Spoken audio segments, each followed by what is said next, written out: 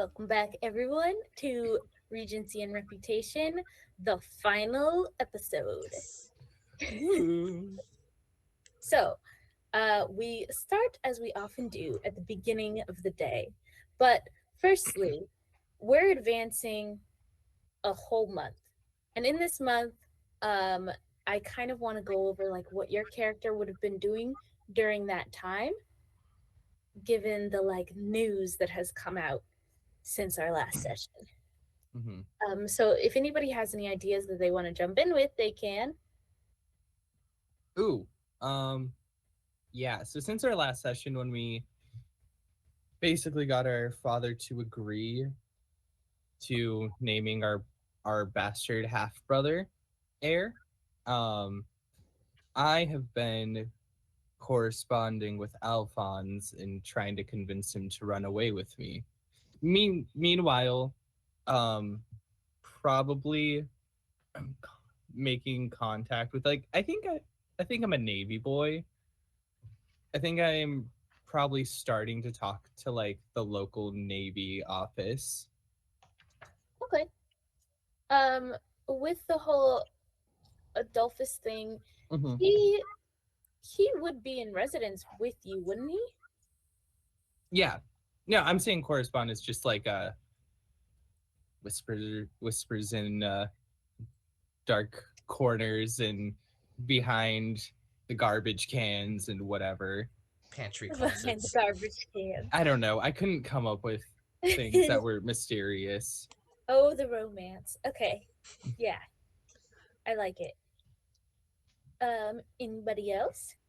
Yeah, I think that her husband has her supposedly dead husband has apparently reappeared. I think Phoebe has been spending most of her time with him. I'm not sure if he has started talking to her or if he has taken off his bandages at all, but regardless of her feelings towards him, she feels that she owes him. She owes a debt to him, and I think has been spending most of her time kind of trying to help nurse him back to health. Okay, for sure. I think so far you're seeing like a little bit of leftover war shock. Mm, Um, so he's probably not talking so much. interesting. Hmm. Yeah. And as for his bandages, they're gonna have to stay on for this whole time. But they do have to be changed pretty often. Are you doing that yourself or having like servants look after him? I think like Phoebe is makes a big. I think Phoebe kind of makes a big deal about how she's going to do this herself, but when it actually comes down to it, she gets kind of grossed out and just ends up kind of standing at the back of the room, like biting her fingernails. Yeah, for sure. Okay, and Abigail? Maybe okay. So Abigail just found out that not just found out. It's been a month since she was told that she would be uh her marriage was arranged to oh shoot, I forget his name already. It was Cornelius. Cornelius, right? Yeah.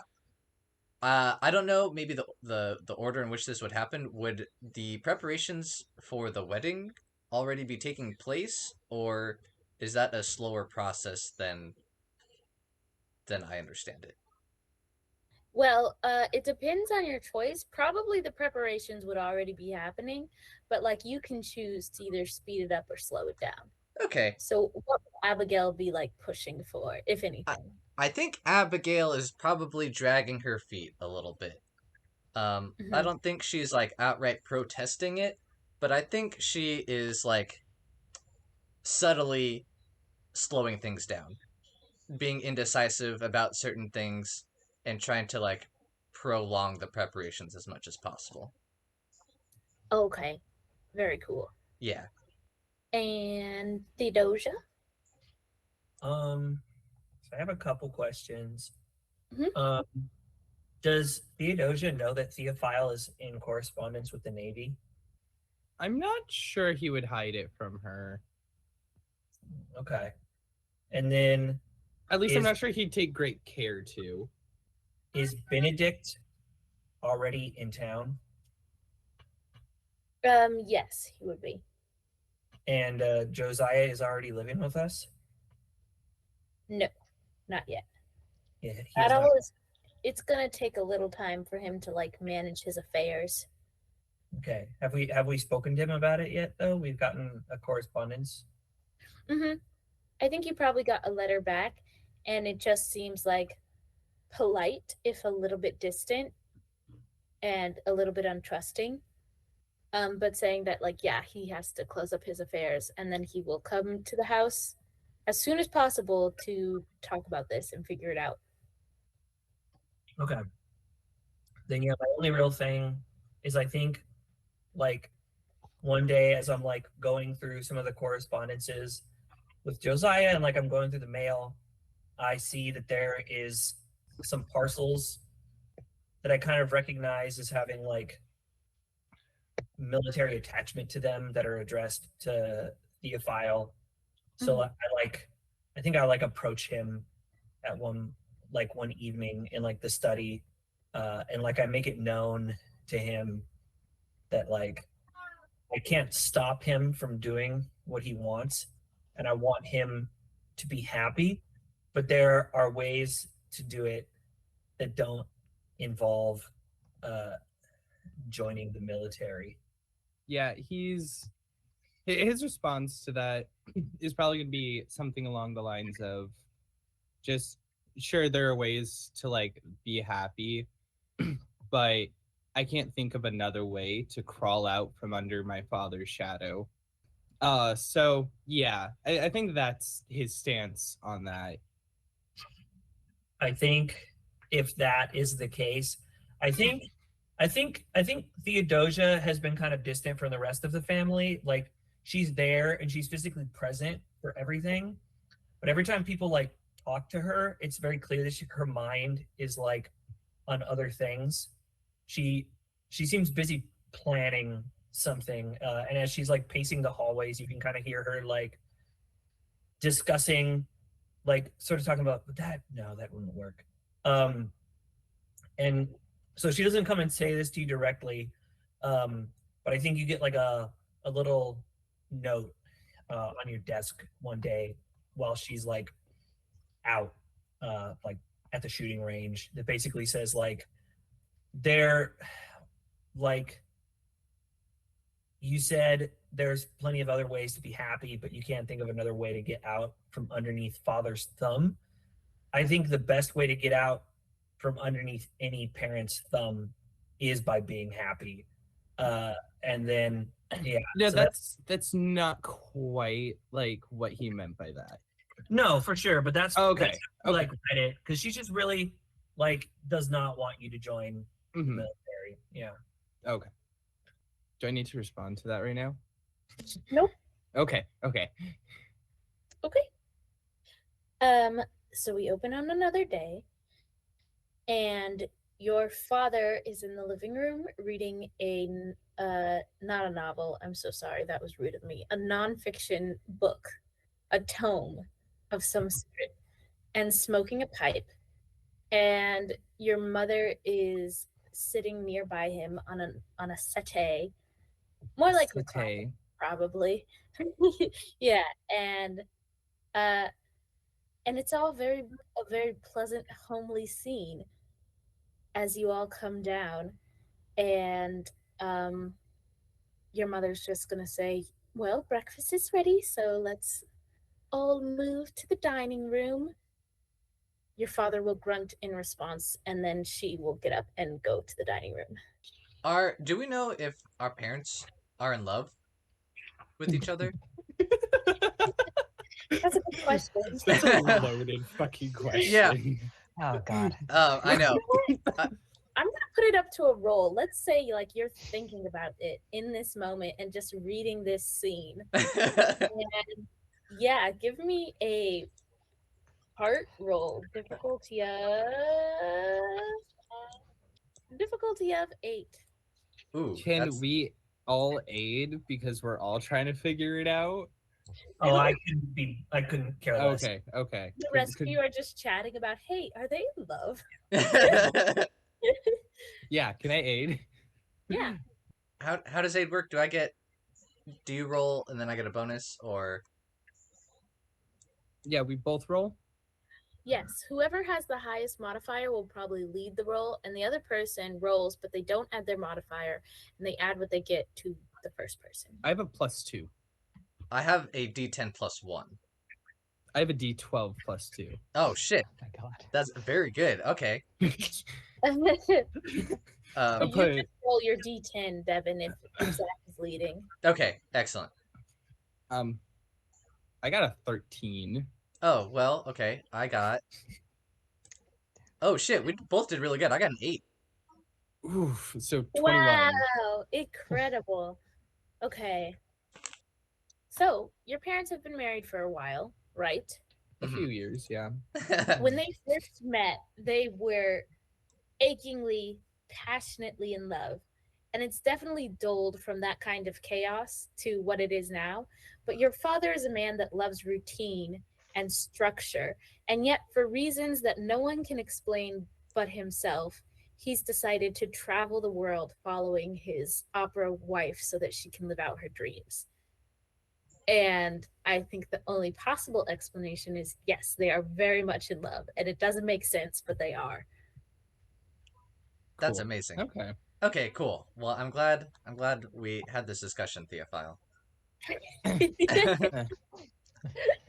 I guess. Okay, so you all go to the breakfast room, which is a lovely room with a large east-facing gable so that you can see the sun coming in. This is a very early breakfast, and it's massive, and it's all laid out nicely. And your mom gestures for you all to sit down. And in like a kind of rare showing of like motherly authority, she begins to brief you about the day. And yeah. Disgusting. I'm gonna roll my eyes while uncasping a flask just into my morning juice. Mhm. She's just going to say, well, as you know, the opera is tomorrow night, and it's very important for our family because of. And she's going to look to her left where your father would normally be sitting, but he hasn't come in yet, and just look back and be like, well, it's very important. And well, it's very important that we all sit in the right boxes. And normally I'd ask you to sit in my family box with me and your father, but you're not children anymore and will likely be invited to sit in other boxes, as you know. And so I just thought someone should go over the etiquette of the evening. And at that moment, your father's going to kind of like stomp in and sit down heavily and like start serving his plate. And your brother's going to be like, oh, thank Jesus. I was talking about the opera, dear, and how we are to purport ourselves. What's that word again? Conduct? Oh, yes. Thank you. Mm. I'm just going to keep that in character, actually. That's how we're supposed to conduct ourselves. And then your father is going to like kind of look up and just be like, you can't run around. Once you're in a box, stay seated for the duration of the show, except for the intermission. Behave yourselves. Be polite, but not too polite. You don't want to get a reputation. I will be there with your mother, and know this, I will be able to see you no matter where you are sitting. Well, And- that'll be right behind you, won't it, Father dear? I have no box invitations for tomorrow evening. And, I certainly hope that isn't the case. well, And if it is, I would say that you should promenade today and get yourself an invitation.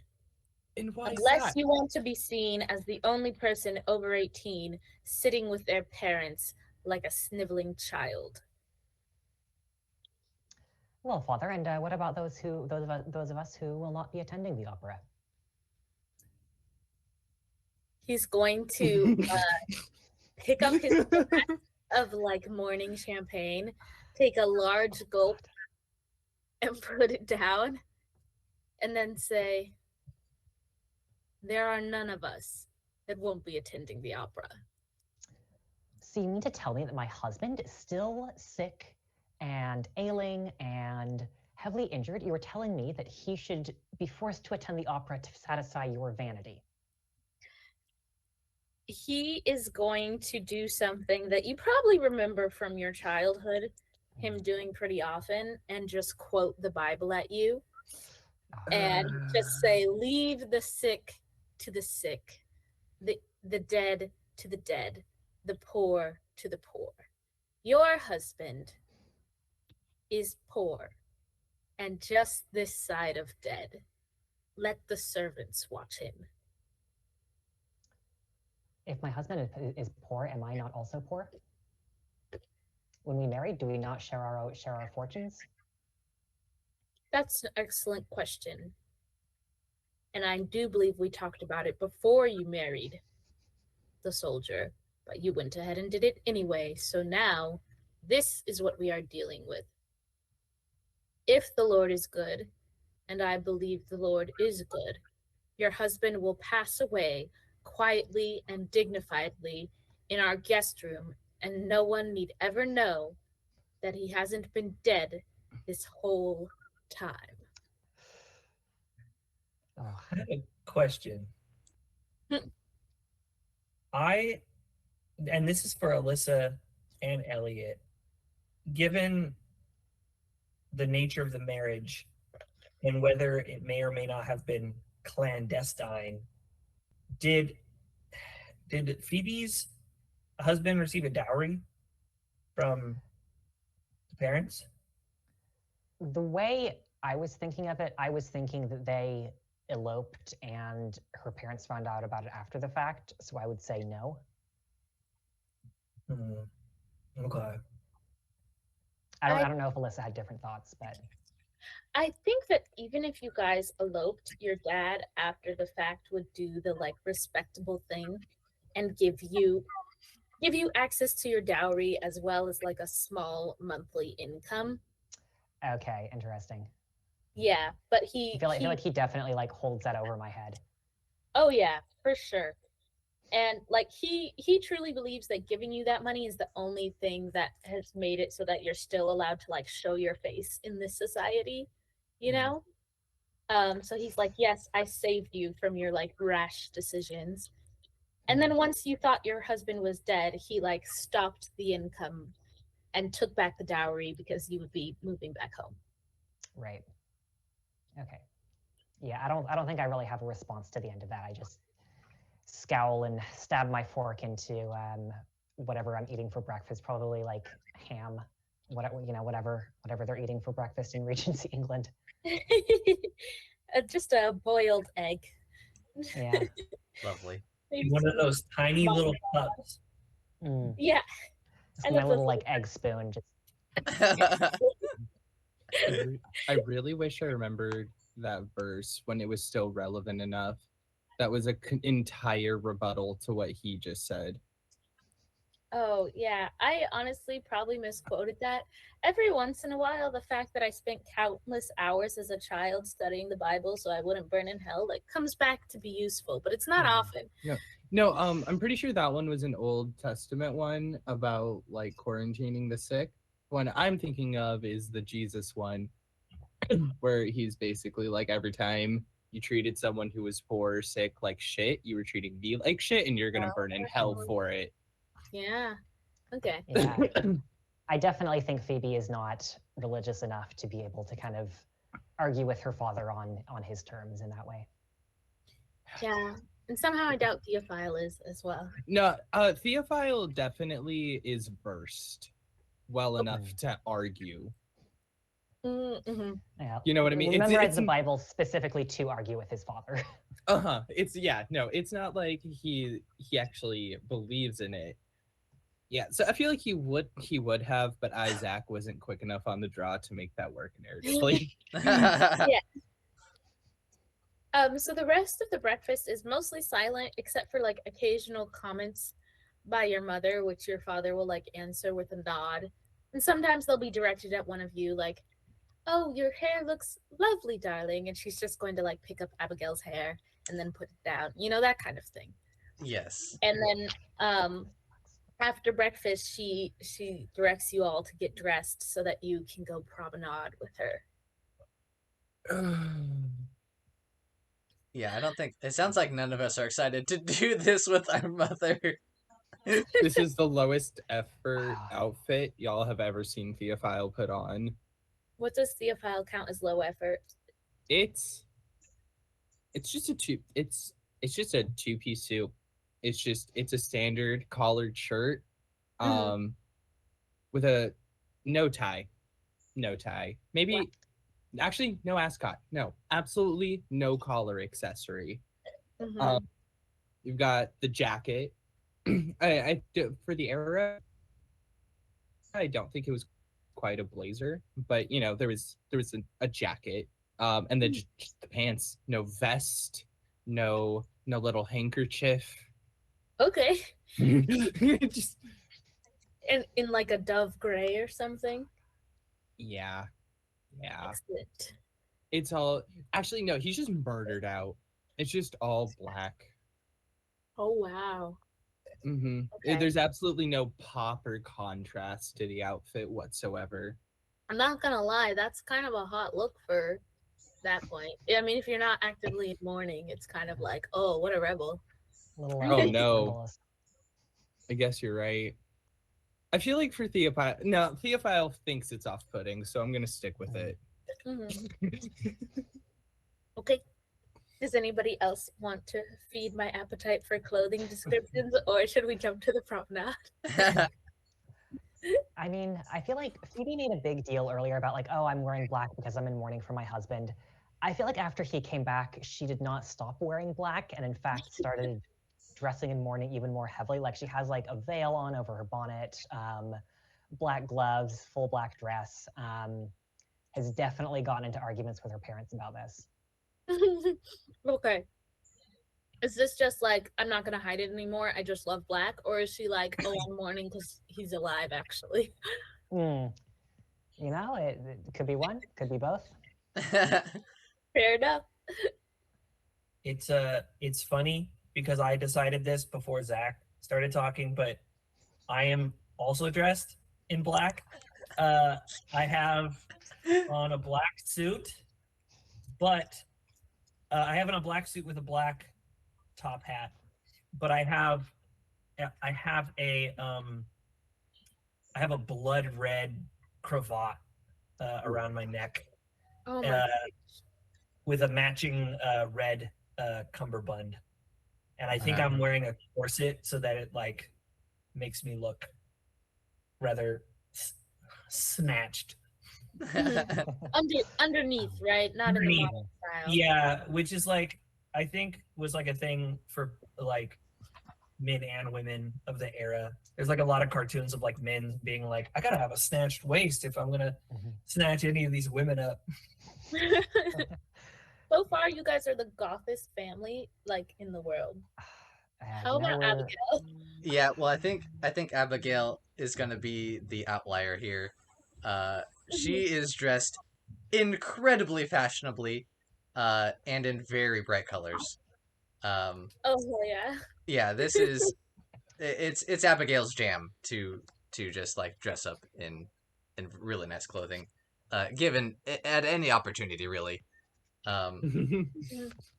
And I don't know, especially I feel like there's so much attention on her right now since she's the one getting married that like I don't know if Abigail could even get away with trying to go along with her siblings and dress in such a gothic manner. Yeah, I think people would definitely read into it and be like, what is she trying to say? Is this a cry for help? Yeah, exactly. Yeah. So yeah. Oh, Theophile's gonna push her into it then. Yeah. No, I think.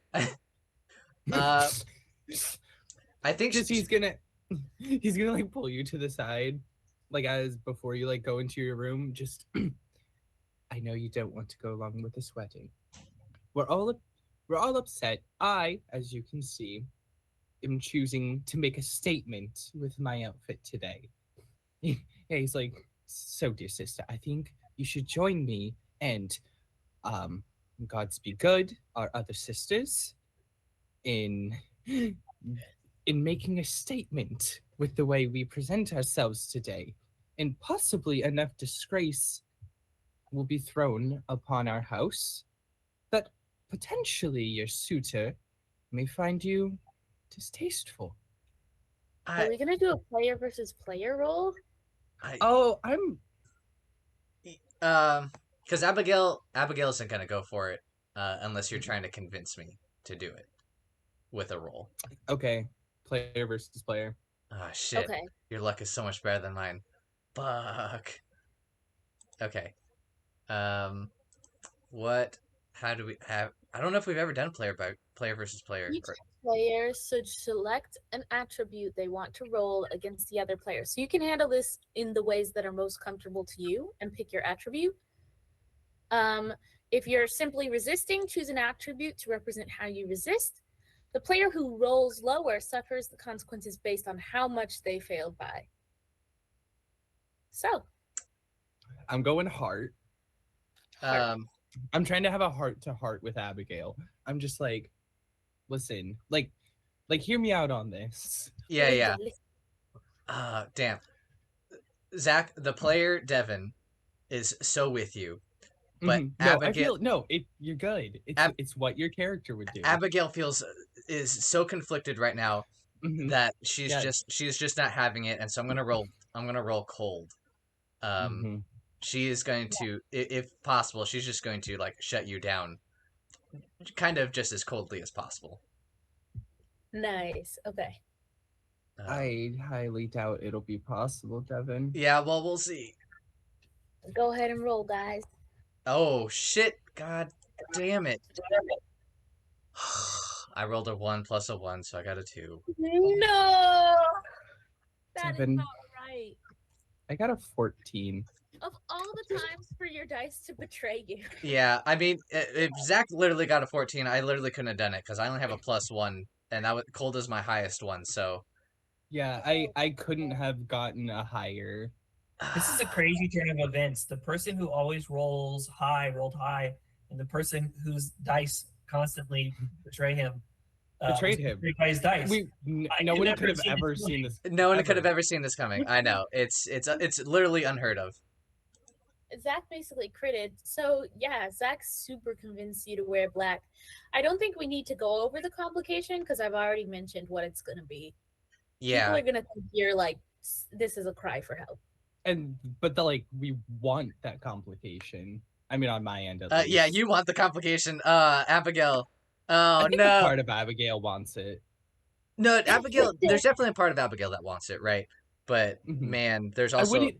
Yeah, no. Honestly, the only reason I felt like I could justify heart on that was because it's for her own good. Yeah, no, well, and I for her, and I'm sure Theophile definitely believes that, which is why heart makes a lot of sense. Yeah, but man, Abigail's having a rough time right now.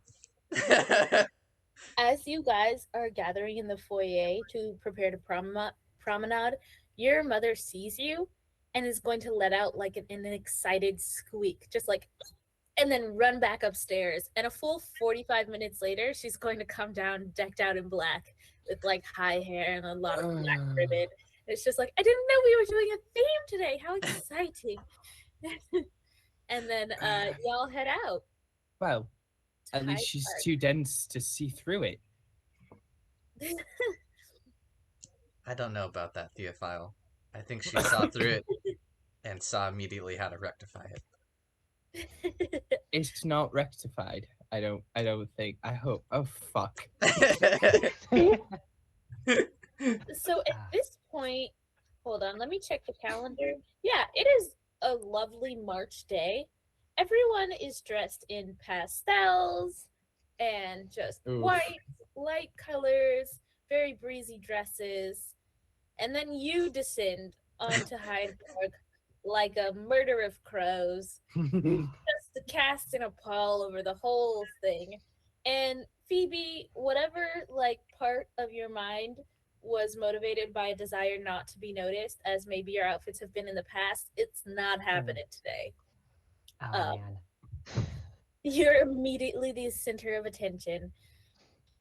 And at first, the mother of the Lady Bartlett is going to come up with all of her children, and which includes Frederick, our favorite jock, and Jane, Harriet, and Ruth, who already have a dislike for Phoebe, and just say, "Hi, what an interesting choice of outfit today. Is there some national holiday I forgot about?" And then she's going to kind of tilt her head toward her daughters, and they'll laugh on cue. Theophile is gonna just kind of pipe up, "The death of my sister's freedom." Oh my god. Oh my god. Yeah, he's mad. Lady Bartlett is going to be like, "Now what could you possibly mean?" "Oh, nothing. Go about your day." "Certainly." And then she's going to say, "Come, girls." And like they are going to flock over to another family and start like whispering rapidly. Oh, And real quick, when I think seeing Abigail and like knowing that Abigail is not one to wear dark colors, I think when Theophile says, "Oh, just mourning like the death of my sister's freedom," I just say like, "He was referring to me. I am wearing black, you see, as I'm mourning the loss of my future." Quite Byronic, very chic. okay. Yeah, in that case, Lady Bartlett is going to be like, "Oh, yes, dear. And what do you mean by that? Your future? Well, I thought your future was quite secure." My future is bleak. In a rather romantic way. "Certainly. My dear, have you happened to read Sir Archibald's thoughts on novels and the effect they have on young women's brains?" I cannot say I have. I have only been writing, you see. "Of course. Yes, well, I'll just send them to your mother." And she's going to like lay an arm on your mother's hand and be like, "It's most interesting. Actually, Sir Archibald believes that young ladies should be avoiding the novel and any sort of fiction musings at all cost, actually, because they are quite at danger of having their sort of emotional natures take flights of fancy. You'll find it most interesting, my dear." And then she's going to like grab her daughters and like speed walk away. This Sir Archibald fellow seems like a crank. Okay, and then the like as you're walking, immediately Lady Susan is going to come up and sort of take Theophile's arm and be like, "I was hoping I would see you here. You see, Mother was saying perhaps I could invite you to join us in our box tonight or tomorrow night for the show." Lady Susan. Well, I suppose I do need a box. All right. I shall join your family in their box tomorrow night. And your mother's just gonna say, "Oh, how delightful! I do love your family." And she's gonna St. snap at Clair's Phoebe. mother. Yes, The of course. St. Clair's. I get so tongue-tied in the morning. No, you don't care to learn anybody's names because you're a vapid, selfish moron. Theophile, darling, I'm not saying I disagree, but I am saying that we are in public. I'm going to smile at these people and say, you have to forgive her. She is, of course, an opera singer, and you've seen what they can do to Crystal with those voices. Imagine that amount of pressure being forced through your vocal cords, the proximity they have to one's brain. Years of impeccable singing has left her brain, like her voice, quite like a songbird's. My brain is quite well, young lady, and I was just saying how delighted I'd be to see Theophile join you in your box, Lady Susan. And then Lady Susan's gonna like smile widely and be like, "Of course," and I'd be delighted to have him. And then your mother is going to like kind of extend her hand and be like, "Shall we promenade together, my dear? Get to know each other a little. I haven't seen you since you were just a child, and my, how you've grown." And they're going to start walking together. Well, I have an invitation, so can I go home? That's what we're here for, is it not? You fully say that? Okay. Yeah. Yeah, your mom is just going to be like, "No, of course not. You must promenade with me and the lovely Lady Susan. Lady Susan, I've heard you're quite accomplished." And Lady Susan will begin in a humble way to list her talents and achievements. Disgusting. Lovely. Wait, it's mother, not humble, is it? Is Mother going off with Susan, or is Susan promenading with us? She's joined your party. Oh, okay. I'm gonna like hang back and just let them. How rude. Can I ask? Do I see Fern Dunn here by any chance? Oh yes, so they are sitting on the banks of the lake with their siblings rather than like promenading the whole circle. And so yeah. Okay, let me just remember who Fern's siblings are. What are the Zach, last? Devon, and Jasper, Nathaniel, Owen, and Seth. Okay, I don't think I have beef with any of Fern's siblings. Yeah, I think when our kind of little group passes close by the lake, Phoebe is gonna try to kind of subtly break off and approach the Dunns. Okay, cool.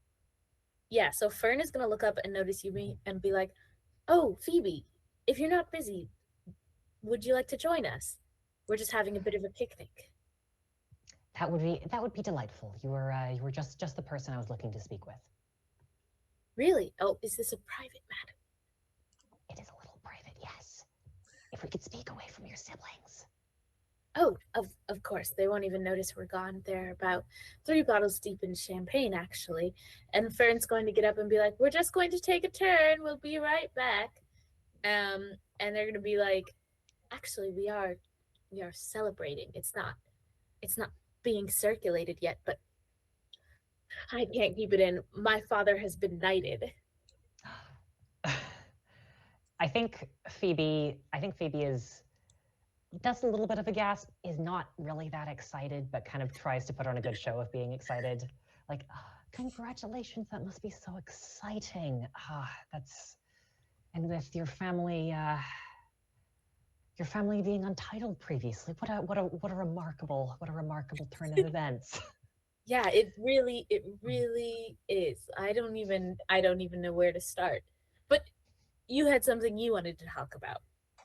Yes, I understand this is something of an imposition, and if it would be too difficult for you or your family, I understand if it is impossible. I wondered if I might ask if you happen to be attending the opera, the upcoming opera, if I might ask for a seat in your box. Phoebe, you are quick. Did you know already? Know what? That my older brother is now set to inherit. Phoebe just kind of laughs uncomfortably. I had no idea, and I had no ideas on. I was making no attempt on your brother. This is a favor that I only ask of you because I trust you, and I trust that you can keep. I trust that you may be discreet. request to sit with you because I would like an excuse to leave the opera at some point during the evening. And I ask that, and I understand that I'm asking a great favor. I ask that that you might cover for me. Oh, okay. I think just to keep my life interesting, I want to make you roll for this to see if you come across as honest or not. Yeah. Okay. This is a pretty suspicious thing to be asking for. Can I argue that can I roll heart for this? Yeah, it feels pretty heart-like. Okay. I'm gonna set it at a difficulty of 6. Okay. Well, I rolled a 3. Oh, Okay. no. Yeah. Oh. Okay.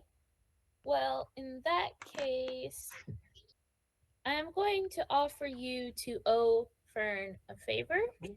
So I think that I'm going to offer you to owe Fern a level 2 favor, which will make this a mixed success.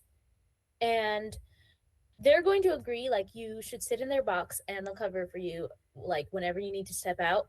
But they also probably think that you have, like, an ulterior motive for asking to sit in their box and be like, well, if not hearing about Jasper being knighted, like, you probably have a crush on one of their siblings.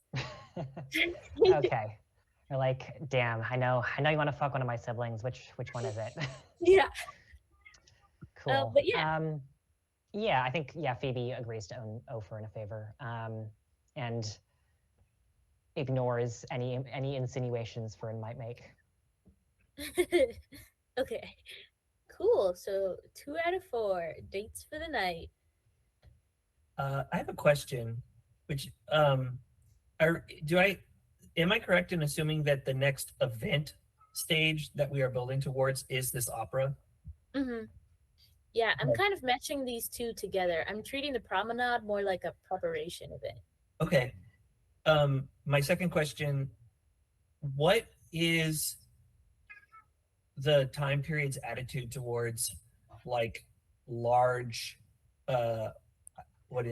grand gestures, like in terms of like romance? Like, is it seen as like, oh, how fantastic, or is it seen as like gauche? It kind of depends on the gesture. I think typically a grand gesture in this kind of world would be like smaller than what you might think of in like a romance movie or something, you know? Mhm. Like, for heaven's sakes, don't flash mob anybody. Yeah. But yeah, other than that, yeah, they're smiled upon as being super romantic. Okay. That was all I wanted. That was all I wanted to know. Okay. Would it be safe to assume that Abigail will be with Cornelius and the Basiltons? Oh yeah, super safe. Almost from the moment you step into the park, Cornelius is next to you, and he's just going to be like, Abigail, my dearest, I'm so glad you're here today. I wanted your mother, the Honorable Lady Scolthorpe, to meet my mother, the Honorable Lady Basilton. How polite. That sounds wonderful. Cornelius's mother is a buxom woman of like Oh. of like fantastic taste in clothing, and is just going to like step up to Lady Scolthorpe and be like, no introduction is necessary, my dear, and you two young things must be so exhausted of being surrounded by adults. Please go, have fun, do what you will. And she's going to like kind of grab your mom, and your mom is going to kind of freak out and be like, oh my god. And then like you suddenly remember that like before your mom began traveling the world, these two women were like best friends. Oh, shit. Okay. Oh, so they're having a grand old time. Yeah, they're getting off. Lady Susan has been like nearly forgotten. She's your mom, after they freak out for like a full 5 minutes, your mom is going to like pat Lady Susan on the arm and be like, I've taken up your time long enough. Please, Theophile, take her on a true promenade. Ugh. If if I must. What is okay? I don't entirely understand what a fucking promenade is. It's like a It's walkabout. It's just a walk. It's just a It's walk. just a pleasant walk around Hyde Park. And it's called a promenade because you're basically promenading. Like, everybody can see you. They can see who you're walking with and who you don't stop to say hi to and all of that. Okay. Yep, I guess I'm gonna start walking away with Susan St. Clair. Just fucking. If it isn't the consequences of your own actions. I don't. I had to do something. Yes, but of course. It's just very important to remember that the side effect of flirting with someone is that at some point you will have to spend time with that person. Yeah, well, I mean, I had to flirt someone up to keep up appearances. That's very true. Well, your flirting was very effective, it sounds like. Oh, It's yeah. it's too effective. Too effective. Super effective. Sucks for her. I'm gonna break her heart after the opera. Oh. Cornelius at some point is going to be like, well, I'm certain you're done walking and ready to go sit down under a tree somewhere. This sun is far too harsh on my skin.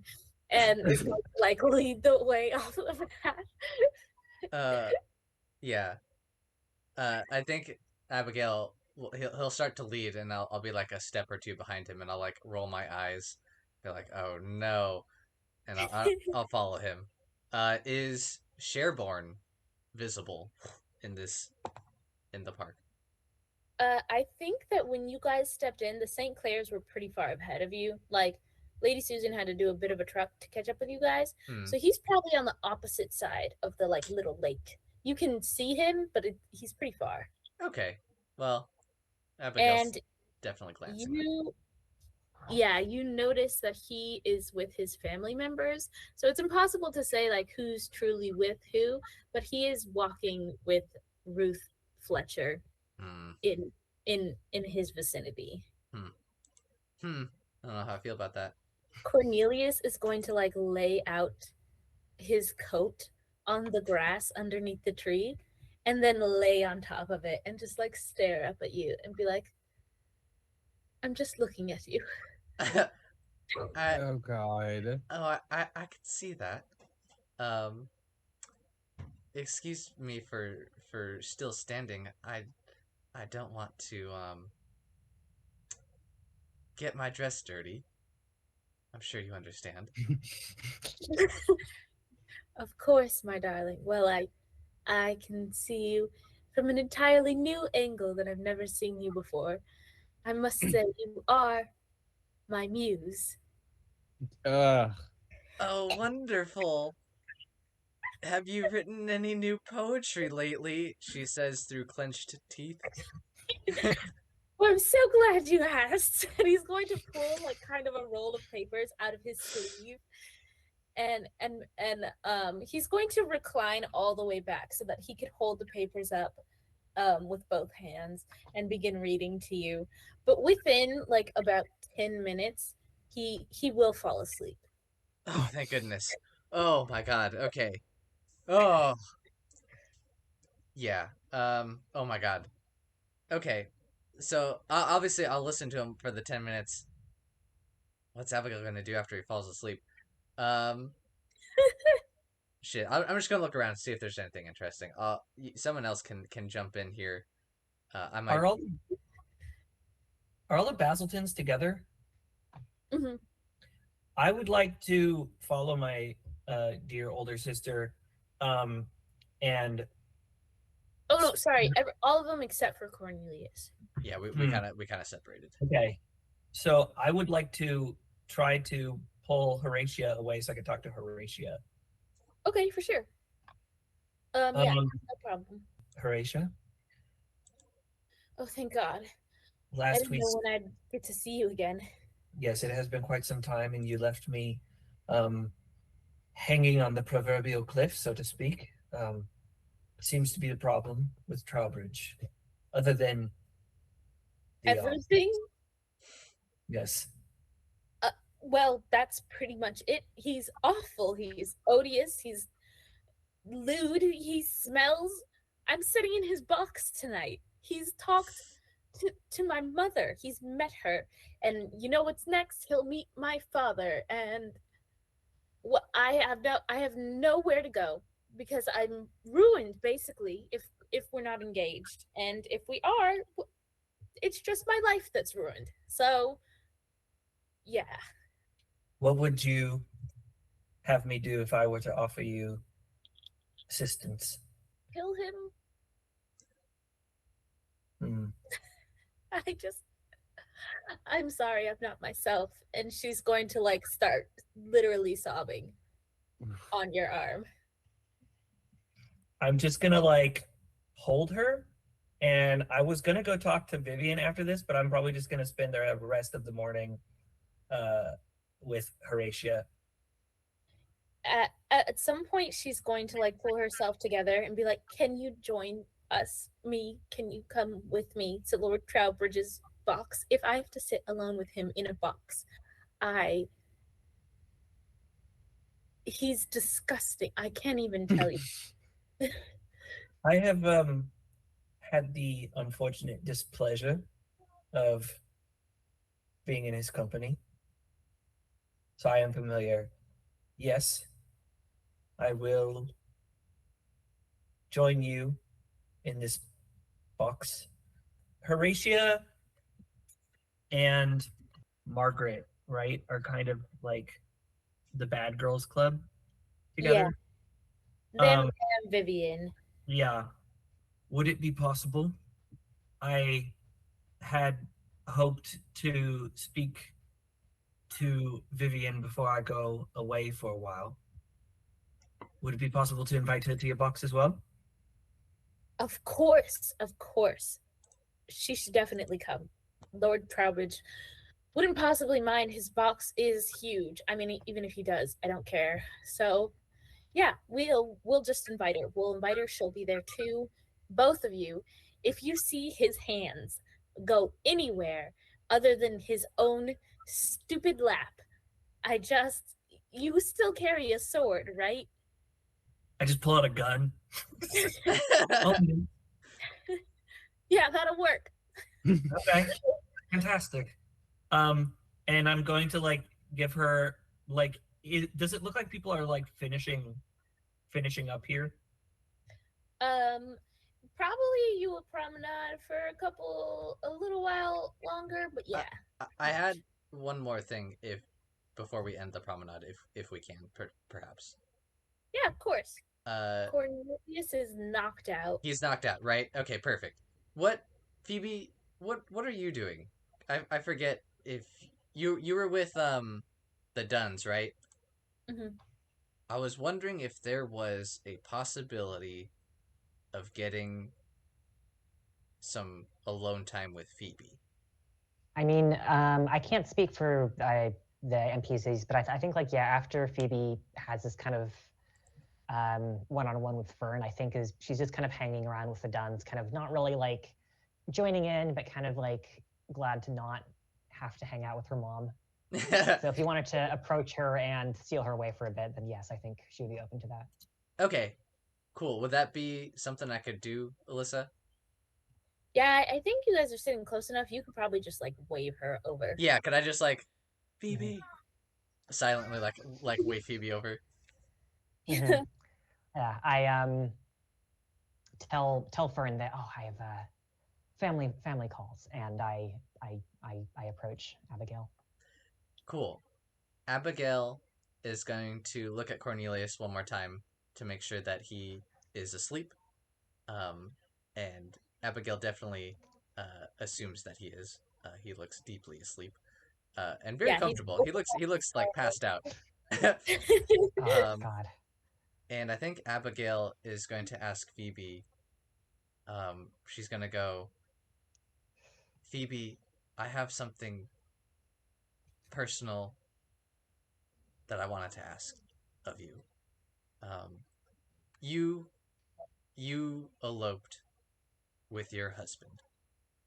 Um, were you in love with him when you did so? Oh man.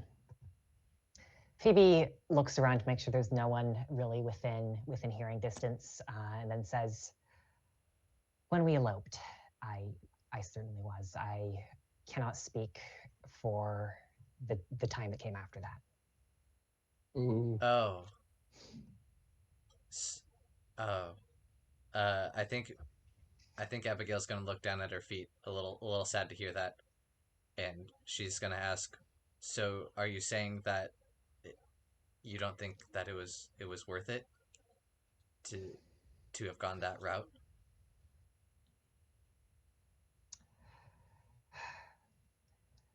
Whether it was worth it or not doesn't matter. It was what happened. I cannot imagine what my life would look like if I had not done that. I wouldn't be the Phoebe that would be here today. I would be a completely different person. Was it worth it? Maybe not, but I did it, and I am the person I am today for it. I see. So it would be an equally difficult question if I asked you if you would do something differently. I think at this point, Phoebe, she's already not speaking super loud, but like lowers her voice a little bit, reaches out and touches Abigail's hand. Abigail, are you thinking of doing something unwise? Uh, you know that my marriage has been arranged. Against your will, yes. Yes. During these past few weeks or months, I think I have fallen for Sherborne, St. Clair. And I don't know if I should pursue that or if I should just accept what has happened. I feel like Phoebe winces a little bit when Abigail says Sherborne St. Clair. Phoebe is not especially impressed with Sherborne, but tries to kind of recovers quickly. Abigail, it is not the elopement that I regret. It was the conditions that led up to it. It was some things that I told to my future husband that seriously affected the course of our relationship in later months. I do not think that I was wrong to run away for love. I think if I had been in your position, if I had been on the precipice of a long and no doubt unhappy marriage, as I can only assume a marriage to Cornelius Basilton must be. We both look at him and cringe. Yes. He kind of snorts and then like throws an arm across his face. Oh god. Disgusting. If I had been in your position, I think that would only have strengthened my resolve to run away. Abigail is going to like silently nod, and then she's going to look at Phoebe and say, "Thank you, thank you so much, Phoebe. I really needed to hear that." Yeah, I think kind of the look passes across Phoebe's face where she almost looks like not embarrassed exactly, but kind of a little bit cagey, like someone is like, kind of like the way someone looks when they've been like caught in a lie or when they've been caught doing something they're not supposed to, but she kind of shakes it off. Of course, if you ever need any help, please ask me. I don't have much to offer, but whatever I can offer you, it's yours. Thank you, Phoebe. I'm so happy to have you as a sister. Oh God. Phoebe, yeah. At that point, Phoebe looks away for a moment, and when she looks back, she kind of has a serious expression back on her face. But yeah, she kind of seems a little bit uncomfortable. What the fuck? That's Phoebe? excellent. um, would the interaction between Abigail and Phoebe, would that be considered a bonding move?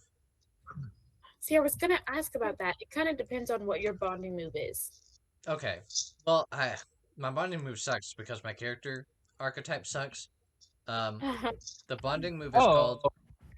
Well, it's true. I went with the leech, and the leech is kind of a more negative archetype. Oh, I thought you meant sucks as in like mechanically is bad, and I was Oh. like, how rude. Oh no! I like it mechanically. Like the dice that I'm rolling, I'm into. But the move that I have, the bonding move that I have, it's called Pity Party, and it's whenever I share an intimate moment with someone, I take one of their stressors from them if they have any. But either way, they feel sorry for me and they owe me one favor. Oh heck yeah! And That sounds So, cool. it feels like it happened, right? Mm-hmm. Okay. yeah, so I think, yeah, the line about feeling sorry for you and owing you a favor is especially relevant for reasons I can't explain quite yet, but I think that really makes sense narratively. Okay. Wait, Cool. if you activated your move, then that means Eliot activated their move. Yeah, so my bonding move is No New Friends. Whenever you share an intimate moment with someone, they become one of your trusted. Once a trusted, they cannot be removed. Sharing an intimate moment with one of your trusted removes an extra stressor, but anytime your relationship status with a trusted character decreases, you take a distress equal to the drop in status. I was going to say, do either of us have stressors right now? Because I don't think Phoebe does. I don't think Abigail does not. Okay. One of the super fun parts of my ADHD is no matter how many times I play a game, I'm always gonna completely forget one of the mechanics exists. Oh yeah. But maybe by the fourth time we do a the feelings thing, I'll be like, oh yeah, stressors are a thing. I can give you guys stress. Yeah. Alyssa, Go ahead, Zach. if it makes you feel any better, I, who have studied Tome front to back an infinite amount of times, still forget many mechanics exist. That makes me feel so much better. I can't even tell you. Like I think my average for opening up a Tome stock is 2 times a day. Like my average since it came out. So like there's some days where it was like 24 times and a couple weeks where I don't look at it at all, but nonetheless. Mm-hmm. And I've been running yeah. Samurai for 3 years, and every single time I'm like, I think I've thought of a foolproof thing. I think I've looked over everything. Zach will be like, here's a cantrip you didn't think about. And I'll be like, oh, God damn it. Yeah, no, like it's games are dense, rule books are laid out to be easy to rifle through for a reason. Yeah. It is not only expected, but designed for you to forget some of it. Yeah, we're not computers. Don't ever feel bad. Yeah, you can't remember everything at one time. It's crazy. And I also don't need novelty when it comes to GMing. I would rather just play the same game over and over and get to know it really well. So eventually at some point we're going to be playing like a wild Favors and Feelings campaign that just but I'll finally know most of the things. Oh, I mean, I was gonna say I'm excited to see all the different Favors and Feelings scenarios / genres. Yes. That's what I'm thinking. They could get really wild at some point. I want a sci-fi Favors and Feelings. Oh, that's interesting. Be like Favors and Feelings, but we're like mech pilots or something. Yes. That would actually be really good because mech stories are just about feelings. Yeah, they're not about robots. They're just about love. Yeah. Robots are about feelings, you know? The robots are just a backdrop. Mm-hmm. Their vehicle into The two contexts. You already got me with that. They're a vehicle. Yep. You're absolutely right, Dak. I want to do a favors and feelings that Alyssa can play in. That's like Regency and Reputation, but all the houses are different, like monsters. Yeah, we were talking about this. It's like there's like a werewolf house and a vampire house and like a Frankenstein house. Oh, Yeah. Cool. it sounds like Hotel Transylvania. Yeah, but with love. Okay. It is the evening. You are all in your evening wear. For the sake of time, I will not make you describe your evening wear. Just give me a color. Can I? Yes, you absolutely can.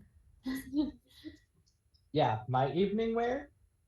Same shirt I wore all day. Yeah, same shirt because it's a nice, comfortable silk button-up.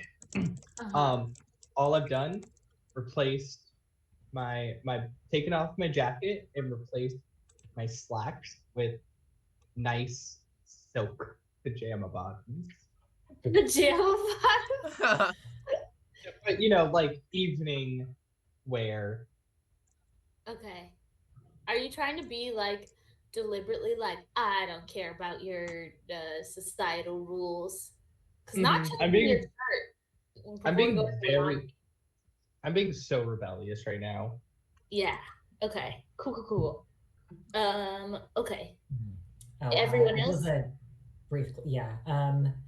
I think this is the first time we see Phoebe not wearing a dark color. She comes out of her room as they're preparing to leave for the evening. She's just kind of wearing a, honestly, probably a little bit too simple / plain for the occasion, but she's wearing this just kind of like pale blue dress. Is dressed fairly plainly, but is kind of trying to be as inconspicuous as possible. Oh, okay. Interesting. She did not like all the attention she garnered earlier in the day. Yeah. No, she did not. For the other two, you could just say a color or you could say an outfit. Go with what your heart wants. What are our house colors again? Do we remember? I forget. They were like gray and navy blue and like a forest green to represent kind of like the dreariness of Gardenshire Towers. Okay. What? Okay. I don't have that in my notes. You said gray, navy blue, and a forest green. It was like Well, a those forest were the ones where when I described the tartan was like a gray base with like crisscrosses of forest green and navy blue. Okay. Yeah. So the crest is probably like a picture of the tower, right? Oh, I don't know what a crest. We had never discussed it. That does sound like it would be that though. That sounds like a Yeah. pretty good. Like What about like a tower over a fish? A fish? a fish? A fish. Why a Okay, fish? Because we're near a river. Okay. Mhm. Yeah. That's kind of cool. Sounds good. In any case, I think I'm gonna go with a forest green nightgown. Awesome. And Theodosia, what are your colors this evening? I'm gonna be wearing all scarlet, with a black cravat and Mhm. matching scarlet eyeshadow. I have my hair slicked back, and I am wearing on my lapel a what is it called? A boutonniere.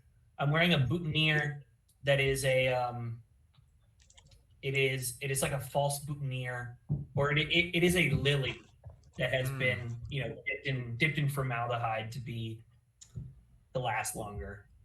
Whoa. Okay. Excellent.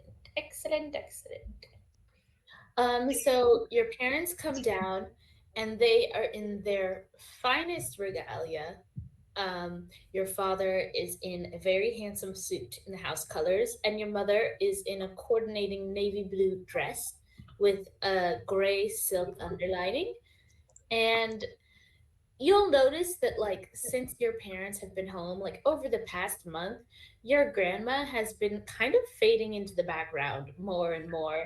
And Good. they're risen to, like, set this house aright again. So yeah, they lead you out in the family carriage and you go to the nearby theater. A lot of the families are already here, and on the way your father is going to remind you like how you are to conduct yourself throughout the evening. You should not be leaving the box unless it's the actual intermission.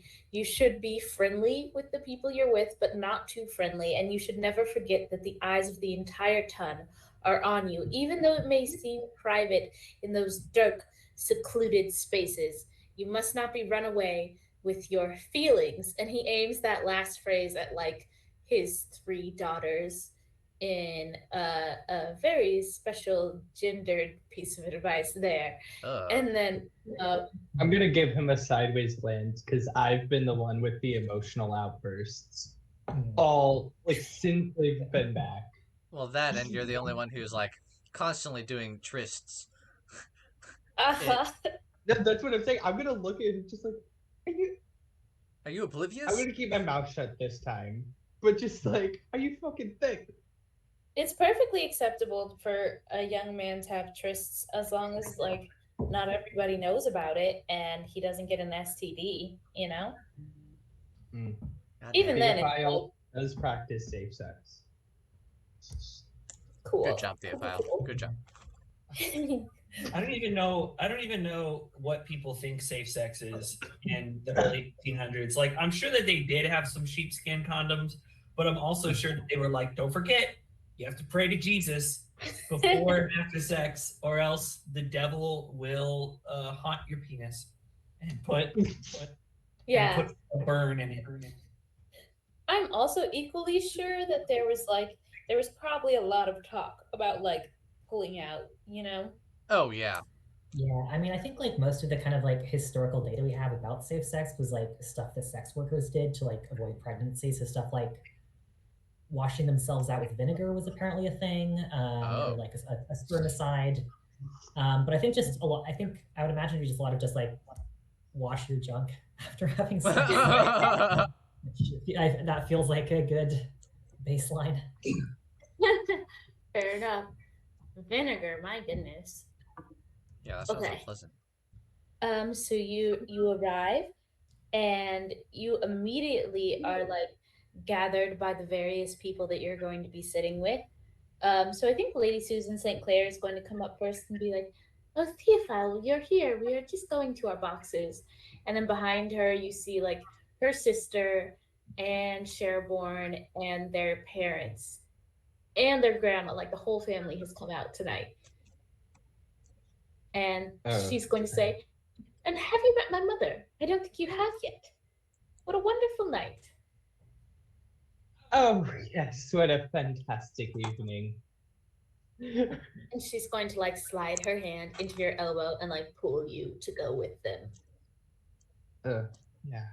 And How long then is an opera? Oh no. Uh-huh. Oh no. It depends. It depends on the country of origin, you know. If it's German, it's gonna be very long. I think, would they listen to Chinese opera back in the day? Well, I mean, they had already like had contact with China, and there was already like a pretty like sizable Asian immigrant group starting to like show up in Liverpool, I think.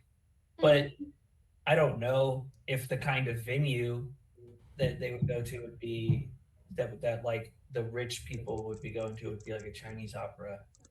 Yeah, okay. We're gonna say it's an Italian opera. If you want to catch the cool stuff, you gotta go downtown. You go down where the cool shit is.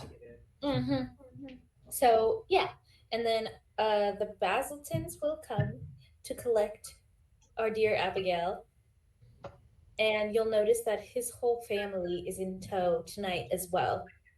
Great.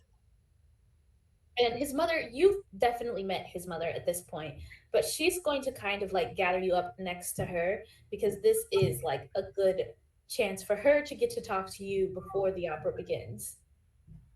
Okay. And is Abigail with the parents generally? Like, is she trying to be charming and please them, and is she doing well? She's definitely being polite. Um, and I think she's definitely coming across as very polite, but I don't know if Abigail is bringing the charm. Mhm. So I don't think she's. I think she's a polite but not impressive, if that makes sense. Okay. Yeah. Okay, yeah. I think, like, generally speaking, these parents are the parents of Horatia, who, I mean, and Margaret and Cornelius. And so they're like, as far as parents in this period go, they're like the cool parents. Oh, okay. Um, so I think they definitely would prefer if you had more to say for yourself. And their mom like tries to draw it out of you by saying stuff that's maybe like a little bit too intimate to be polite, you know? Yeah. Yeah. And I think. Oh, dang. I think Abigail kind of likes that about them, but I think her mind just keeps wandering towards the St. Clairs and Sherborne specifically. And so, like, it's not that she's not enjoying her time with, at least, definitely not Cornelius, uh, but like, but with the Basiltons in general, like she doesn't mind spending time with them, Mhm. but she definitely just desires to be elsewhere. Cool. Okay. Um, and then the Duns are going to be going up to their box, and Fern will kind of wave you over, Phoebe. And they're a huge family as well. They left the like two younger kids at home, but even still, it's like there's like four adult kids. Is it four or is it five? One, two, three, four, five. Just kidding. So yeah, with their I think parents. this is kind of ideal for Phoebe. She just kind of sort of fades to the back of the group. Okay, perfect. And then Fern is going to whisper to you, like, "Are you going to tell me where you're going, or is that like a private thing?" I can't tell you here, but I I will write to you afterwards, and I will tell you everything I possibly can. Okay. I trust you, and you should know that there are places in the city for people, uh, like Margaret and I, that may feel less comfortable in these crowds. And if you liked somebody and in a way that would make other people uncomfortable, I might be a good person to confide in. Hmm. Phoebe has no idea what Fred is talking about. um, but does the thing of like, that's very generous of you. Of course, I will. Of course, if I ever end up in that specific situation, I will. You'll be the first person I will turn to. Oh, that's good covering. Okay. Fern just like grabs your hand and kind of squeezes lightly, and you feel like Fern is like super bonded with you in this moment, but you just have no idea what's going on. Uh, yeah, it's fantastic. Oh, poor Fern. I have to say, I think Fern's a good lad. Yep, Yeah, they're a good friend. the most good.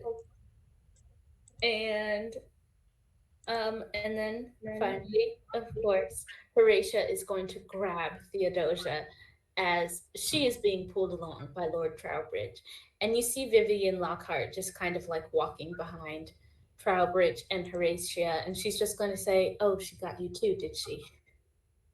Um, More than happy to do it. And while I do plan to spend most of the opera chatting with you, I do have something I have to say first. And I'm gonna kind of sidle up next to Trowbridge, and I'm just gonna say, Trowbridge. Yeah. Oh, there's more of you. Yes. Yes, I'm here also. Were you ever in the military, Trowbridge? Well, yes, that's how I got my lordship, actually. Well, it's a wonderful story, actually. Uh, well, see, I served in His Majesty's Navy, and well, I did never see uh the noble aspects of the battlefield. I did patrol His Majesty's seas. Oh, well, I think you Mostly. actually did see the noble aspects, and I start like talking over him. Like that's in character. I'm not trying to talk over you, Alyssa. I'm trying to talk over Trowbridge. Uh-huh. I start talking. Oh, I think you did actually see the noble parts of the military, since time on the ground is quite unnoble.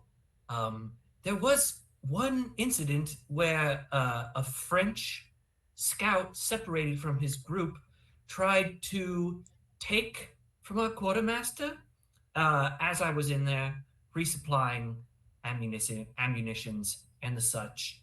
And I found him, and he drew his gun to shoot at me, and me, not having a gun of my own, had to bludgeon him to death with a jar of pickles, stabbing him violently in the neck. My own wounds on my hand becoming disinfected by the very vinegars and salt that I used to kill him. So I think perhaps you lucked out, Trowbridge. I'll enjoy sitting behind you at tonight's events. And I'm going to pat him on the shoulder and fall back with Vivian. He kind of like looks back at you, like very perplexed, like, did you hear what that young lady was saying? To Horatia, and she's just going to nod and be like, "Yeah, I heard." And you all descend. You all go up to his box, and it's one of the largest boxes in the theater. It's very spacious, but he's going to insist that like Horatia sit next to him, and she's going to insist that you sit next to her.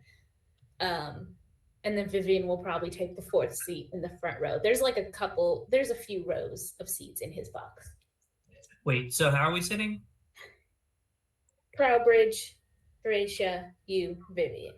Copy. Okay. Soon enough, the lights of the theater flicker and darkness descends. You all are in your various boxes. But you'll notice that when darkness descends and the opera begins, hardly anyone is paying attention to the show. Everyone is working very hard to look like they're paying attention to the show while like quietly whispering to whoever is next to them. And Abigail, Cornelius is leaning over on his side of the seat to whisper to you, have you been to the opera before? Oh. Yes, I find the opera most illuminating, honestly. I want to. Okay, I want to say yeah. I would assume yes, right? Like since we have a mother who's in the opera, we've definitely okay. Yeah, you've been to a lot since you've been out. Yeah, of course I've been to the opera, Cornelius. My mother, as I'm sure you know, is an opera singer, and so I'm quite familiar. Right, of course. With this theater. Yes, an opera singer, yes. Did hear that about your mother. Yes, well, it's quite different if you're watching it with a true understanding of the context of the Italian opera. And he will begin to mansplain to you how the Italian opera works. God damn it. God damn it. Did someone Abe Lincoln this guy? Yeah. So bad. I'm sorry, it couldn't go any other way. No, it makes so much sense. It's like it makes God damn it, Alyssa. And then at one point his mother is just going to be like, darling, are you listening? This is my favorite part. And he's gonna be like, Mom, I'm talking, and then continue. Alyssa, I just want to say, you saying last session that your headcanon for Cornelius is Timothy Chalamet has really, really elevated all of Cornelius scenes in this episode. Oh God. Oh my gosh, yeah. I'm just combining like the worst dates with a man that I've had in my mind and being like, okay, what can I do to make this so uncomfortable? Well, it's working, Alyssa. It's working. At some point, he's going to like lay his hand across your hand, not quite holding your hand, but just resting there. And his hand is very dry. It's not clammy at all. That's But nice. one finger is going to like start rubbing your fingers in what I'm sure he believes is a very seductive way. And then he's going to be like, "Yes, when we're married, we'll go to, we'll go to the opera every week." Oh God. Oh no. No. Stop it. Yeah, I mean Abigail What you did. Abigail has a forced smile on, and she's just like, she's kind of just yes manning everything that he says, like, oh, that sounds so wonderful. I can't wait. This is I'm so excited, and just kind of surface level agreeing to whatever the fuck he's saying, but dying on the inside. Are you like hearing the words he's saying, or are you just like zoned out like, yeah, of course, yeah? No, I think she's actually listening, and I think it's causing her to dread her life a little bit. Okay. Yeah, Fair enough. I think she's internalizing what she is hearing, and she is not happy. She's not Yeah. happy. Is Abigail like a well-read person, do you think? Oh, that's a good question. I think she's knowledgeable, but I don't know if I would say well read. I think she knows about. I think she's very surface level about things. I think she has like a general idea or a general knowledge of things, but she'll know about the opera, but she's never seen it, or like she's never read a novel, but Right. she knows of it and knows enough to maybe like do a passing general conversation about it. Okay, cool. I think throughout he's going to be like saying things about the opera that have the cadence of quotes. And maybe you've heard of some of them and maybe you haven't. But if you ask any follow-up questions, it's like that's all he has is quotes, you know? Okay, yes. Um, it's even more surface level than my knowledge on things. Mm-hmm. Yeah, and your mom is an opera singer. She definitely took you to shows and like actually like talked about the Yeah, mechanics of it. yeah. So there's definitely yeah. So like in the case of like the opera, I feel like Abigail's definitely a little bit more knowledgeable than the average person because I have this insight that I gained uh through my mother. Hmm? Okay. Um, and let us jump to Theophile. How you doing up there with Lady Susan and Oh, the family? The awesome. father is not there tonight, but everyone else is. That's good. I'm having a bad time. I think I don't want to be here. So I'm just doing my best to pay attention to the opera.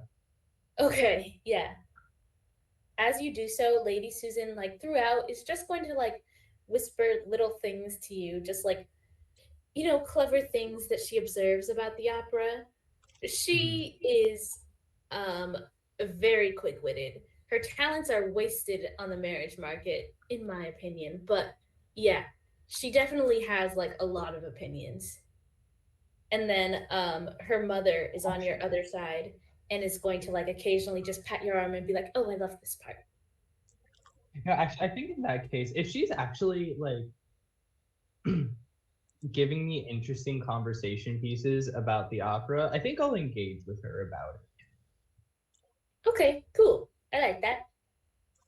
Yeah, no, but I'm gonna keep it we're talking about the opera. Mm-hmm. For sure. I think in my mind, Lady Susan is one of those people that's like almost more likable when she forgets that she's trying to get married, you know?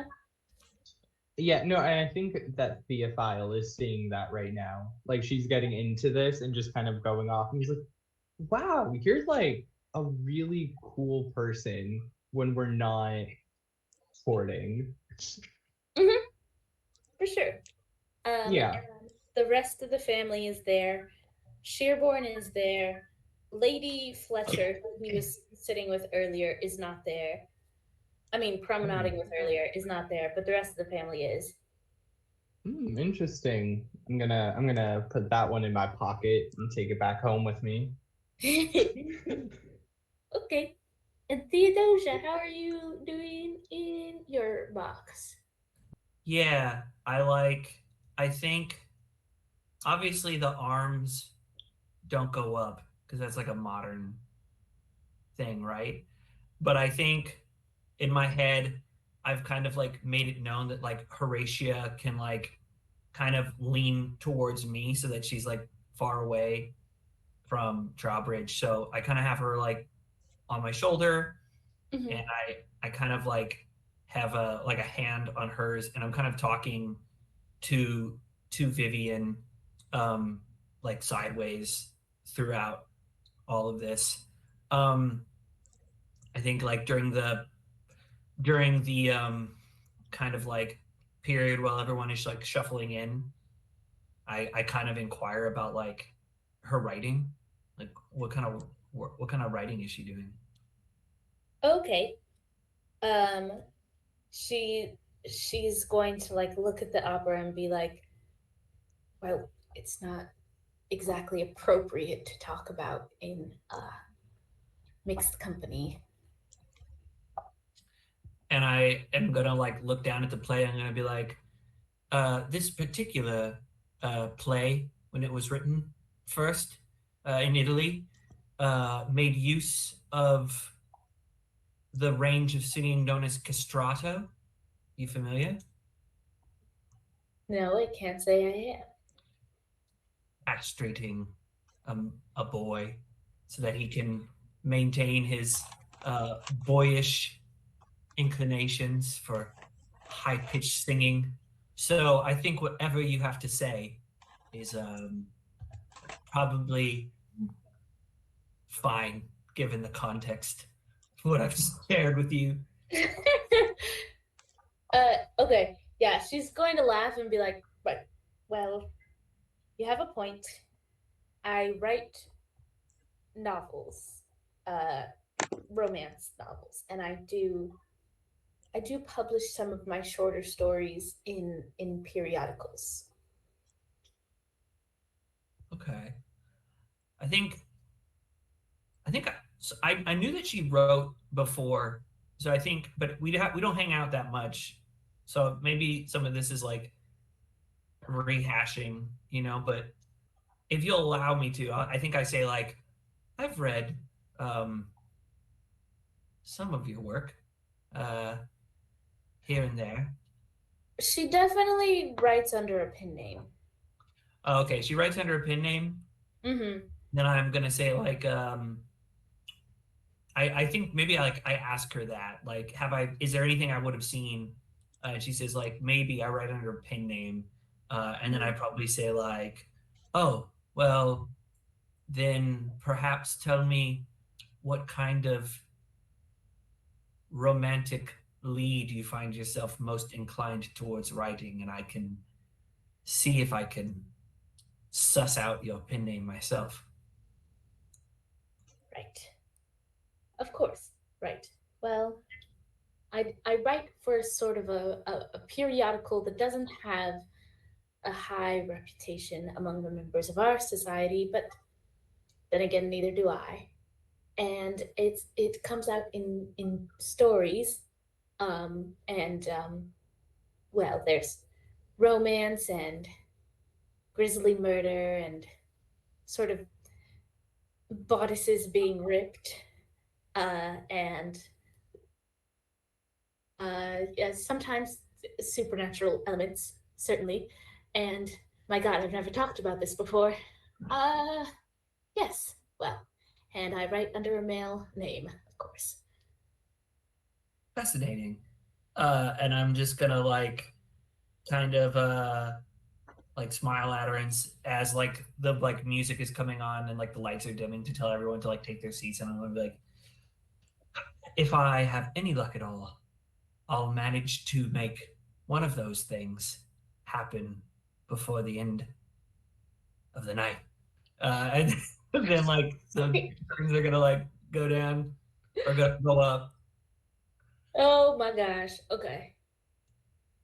And jumping over to Phoebe with the duns. How you doing over there? I'm gonna say from the moment you've sat down, Fern has been like trying to put you together with various siblings, being like, Seth, did you know that Phoebe plays the piano? Seth also plays the piano. How do you feel about that? Man, Phoebe desperately keeps trying to like, you know, trying to get Fern to stop it without outright saying something. So a lot of like, kind of like kicking Fern in the ankle. A lot of like meaningful glances that Fern maybe doesn't pick up on. I think Phoebe is, yes, that is very interesting that Seth plays the piano. It's quite interesting indeed. In fact, it's so interesting I don't know what to say about it. And just kind of being a bit of a dick, not really, not really wanting to socialize with these people. Yeah, I think Fern probably just puts it up to like you being awkward and like doubles down. Like, oh, man, this woman needs a lot of help, you know? Oh God, man. So Phoebe is honestly trying to look for the first opportunity to sneak out of the box unnoticed. Can I make some kind of roll to? Because I did tell Fern that I was planning on doing this. Can I make some kind of roll to like remind Fern that that's what I'm trying to do, or at least to like get across to them that I'm not interested in flirting with any of their siblings. Yeah, I feel like this might be a cold roll, difficulty of 4, just because it's a little bit sneaky, but it's not nothing too difficult. Okay, this was a roll I literally could not fail on because I have a +3. I rolled an 8, so it's a total of 12. Yes. Sorry, that's incorrect math. It's a total of 11. I'm sorry. 11. Okay. Goodness gracious. Is that the top of your dice? An 8? It is actually, yes. I have a D8. Okay, sweet. Yeah, so at some point you just like kind of nudge Fern and make eye contact, and they're just like, oh shit, yeah, like that kind of face.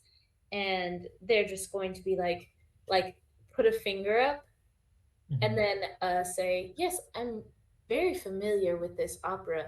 In fact, the next part is quite dramatic. Just after the aria, there's sort of a fight scene, and it's always so riveting for everyone. And like their siblings are gonna be like, why are you talking about it? We haven't seen it yet, and blah blah blah. But like, oh my God, spoilers. and then the main singer on stage is going to like rise to the height of an aria, and Fern is gonna like pinch you and be like, now's the time, you know, not saying that, but like that's the face that they're making. Right. Yeah, I mean, I think, yeah, when this like very big dramatic fight scene starts, I think, yeah, Phoebe is going to try to sneak out of the box and out of the opera. Okay, for sure. And Fern is not subtle with like, I don't know, trying to set you up with their siblings, but like you can trust that they'll come up with a good reason or a good excuse for you. And so you are free into the night. Okay. Free being a relative term because an upper class woman walking around at night could get interesting. Yeah, I mean, so when our family arrived here, did we like take like a family carriage here or something? Okay. Yeah, I think I'm just gonna find whoever our carriage driver is and ask them to take me home. So, oh, I've come down with a sudden headache. I have to return home. I hope it isn't too much trouble. Yeah, should I alert your mother? Oh, I've already told her. She in fact was very anxious that I get home as soon as possible. Oh, of course. And he's gonna like snuff out his cigarette and then go to get the carriage from the valets. And Mhm. within moments, you're on your way back home. It'll probably take us about 15 minutes to get there, so that's not even to the intermission yet. So, did you Okay. have something you want to do when you got home, or you're just like dipping out on this opera? No, I do something I want to do when I do something I want to do when I get home. I don't know if I want to like stretch out my scene too long, but yeah, I guess this is a question for you, Alyssa. What would like the most valuable thing in our family's home be that I could like carry with me? Oh, probably jewelry. There's a lot of heirlooms, and not even your Mhm. mother's jewelry, but your grandmother's jewelry. Like your mother has some nice jewelry, but the most valuable would probably be your grandmother's jewelry that she never passed down to your mother for reasons her own. But she Mhm. is at home tonight. Oh shit. Oh god, I forgot I forgot our grandmother was gonna be at home. Yep. Um okay, yeah, I think Phoebe in character also forgot about the grandmother being at home, and when she like arrives home, she like sees one of the lights on the upper floor windows. Yeah, could we switch to someone else where I kind of figure out how I want to play out the scene? Perfect. Okay. So at this point, I believe that the opera would be going to the intermission. But the moment that the lights start to come on, you notice someone familiar on the stage. Uh, Is it our mother? Benedict St. Clair, No. you stand accused of spreading falsehoods and lies, not to better your own image, as is the custom, it seems, amongst some of our esteemed peers, but out of spite, a petty revenge most foul and most unbecoming of a gentleman. What am I speaking of? Why, the lies you spread about innocent women who had the audacity to what? To not return your unwanted advances, tarnishing their reputations for the mortal sin of wounding your precious ego. I only know of one, but lies like this from men like you are like lice. Where you find one, there's bound to be 100 more. So what are we to make of this, Benedict? Of you and your ilk of morally bankrupt men who pose as genteel in name and deeds? I can think of only one such response.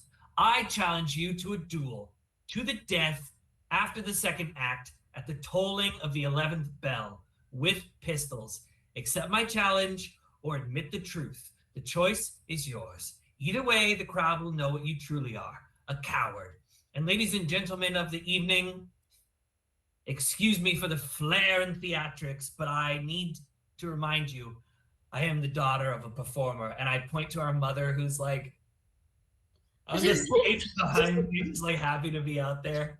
And then I like say, and I intend to put on a show. And then when the curtains drop, I like bounce. I think the Whoa. moment you started speaking, Benedict St. Clair is going to like jump out of his seat and is like leaning over the balcony, like, what is the meaning of this? And then when you say like whether you accept or not, he's going to like, I don't know what the actual symbol is at the time, but he's going to take out his hanky and like drop it over the side of the balcony, like, I accept. Ooh, okay. Oh, with that, I'm getting up and leaving. You're in the same box as them. No, as the St. Clairs, I know. Mhm. I'm gonna see him drop it, and I'm gonna get out of my seat and leave the box. Susan is going to be like, where are you going, my lord?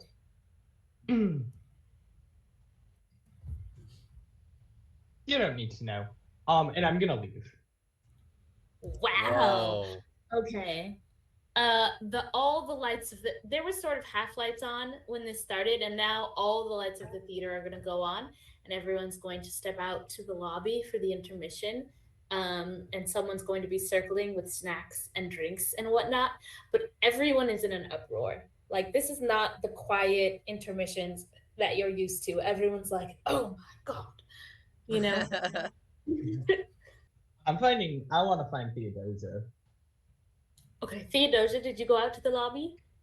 I probably tried to hurry back to my seat so I could be there when Trowbridge got back. Okay. And Theophile, where did you go? Probably to the lobby.